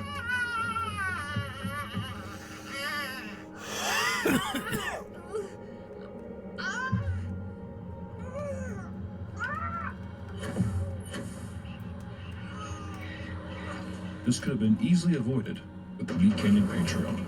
You get behind-the-scenes perks, monthly stickers, and support one of YouTube's most beloved channels. Should have signed up to the Patreon. Please, for your own safety, consider signing up to the Meat Canyon Patreon. But she apparently has never touched a wiener, even with her mouth, which is contradicting what Taylor has told them. And ooh, the girls seem skeptical on who to believe. I don't know who to believe. I like how every time, too, it's always like, we really have to figure out what's going on. Like, who are we supposed to trust? This is mom talk. This is mom talk. It's a sisterhood. But Jesse and Demai won't let the swinging scandal go. I mean, it's so fucking dumb. They just have to get to the bottom of it and see who's lying. But it's just, who cares? Who cares? It's been years. Well, months. No, it's been years. You're right. Since the swinging thing's been fucking years. Because if you don't remember, in season 1, it starts off and Taylor's like, yeah, I pretty much got fisted by everybody except Dakota. He was in the other room doing something with a guy, I think. Then Dakota, like, punches her in the forehead. There's, like, they get arrested, and then the production starts up a year after that. So the first season, it's like, hey, let's start filming. Okay, just kidding, they're in jail. Or something like that. Like, threw chairs and, like, hit the baby. Well, yeah. Oh, she hit the baby? Well, yeah, Taylor has fucking 15 babies, and you only see one, and its name is Ever True. And it looks like a bloated Cabbage Patch doll. Like, if they found a dead baby in a river that was bloated, that's what it looks like. It's like, you're so cute. It's like, Don't talk to Ever like that. Hey, don't talk to Ever True like that. This is my son, Pitch Black. Well, the funny thing is they don't ever say Ever True. It's like, that's not right forever. That's not right forever. But while this is going on, the second big revelation is going on during this episode. Outside of the pumpkin patch, it cuts to Jen, who informs us that she separated from Zach as she moved back to Utah to be in Mom Talk. So the man who was like chaining her to a radiator and beating her to death with like a fucking wiffle ball bat. She's just like, yeah, so I got out of this. I got out of there. I told Mom Talk and that's her whatever that weirdo.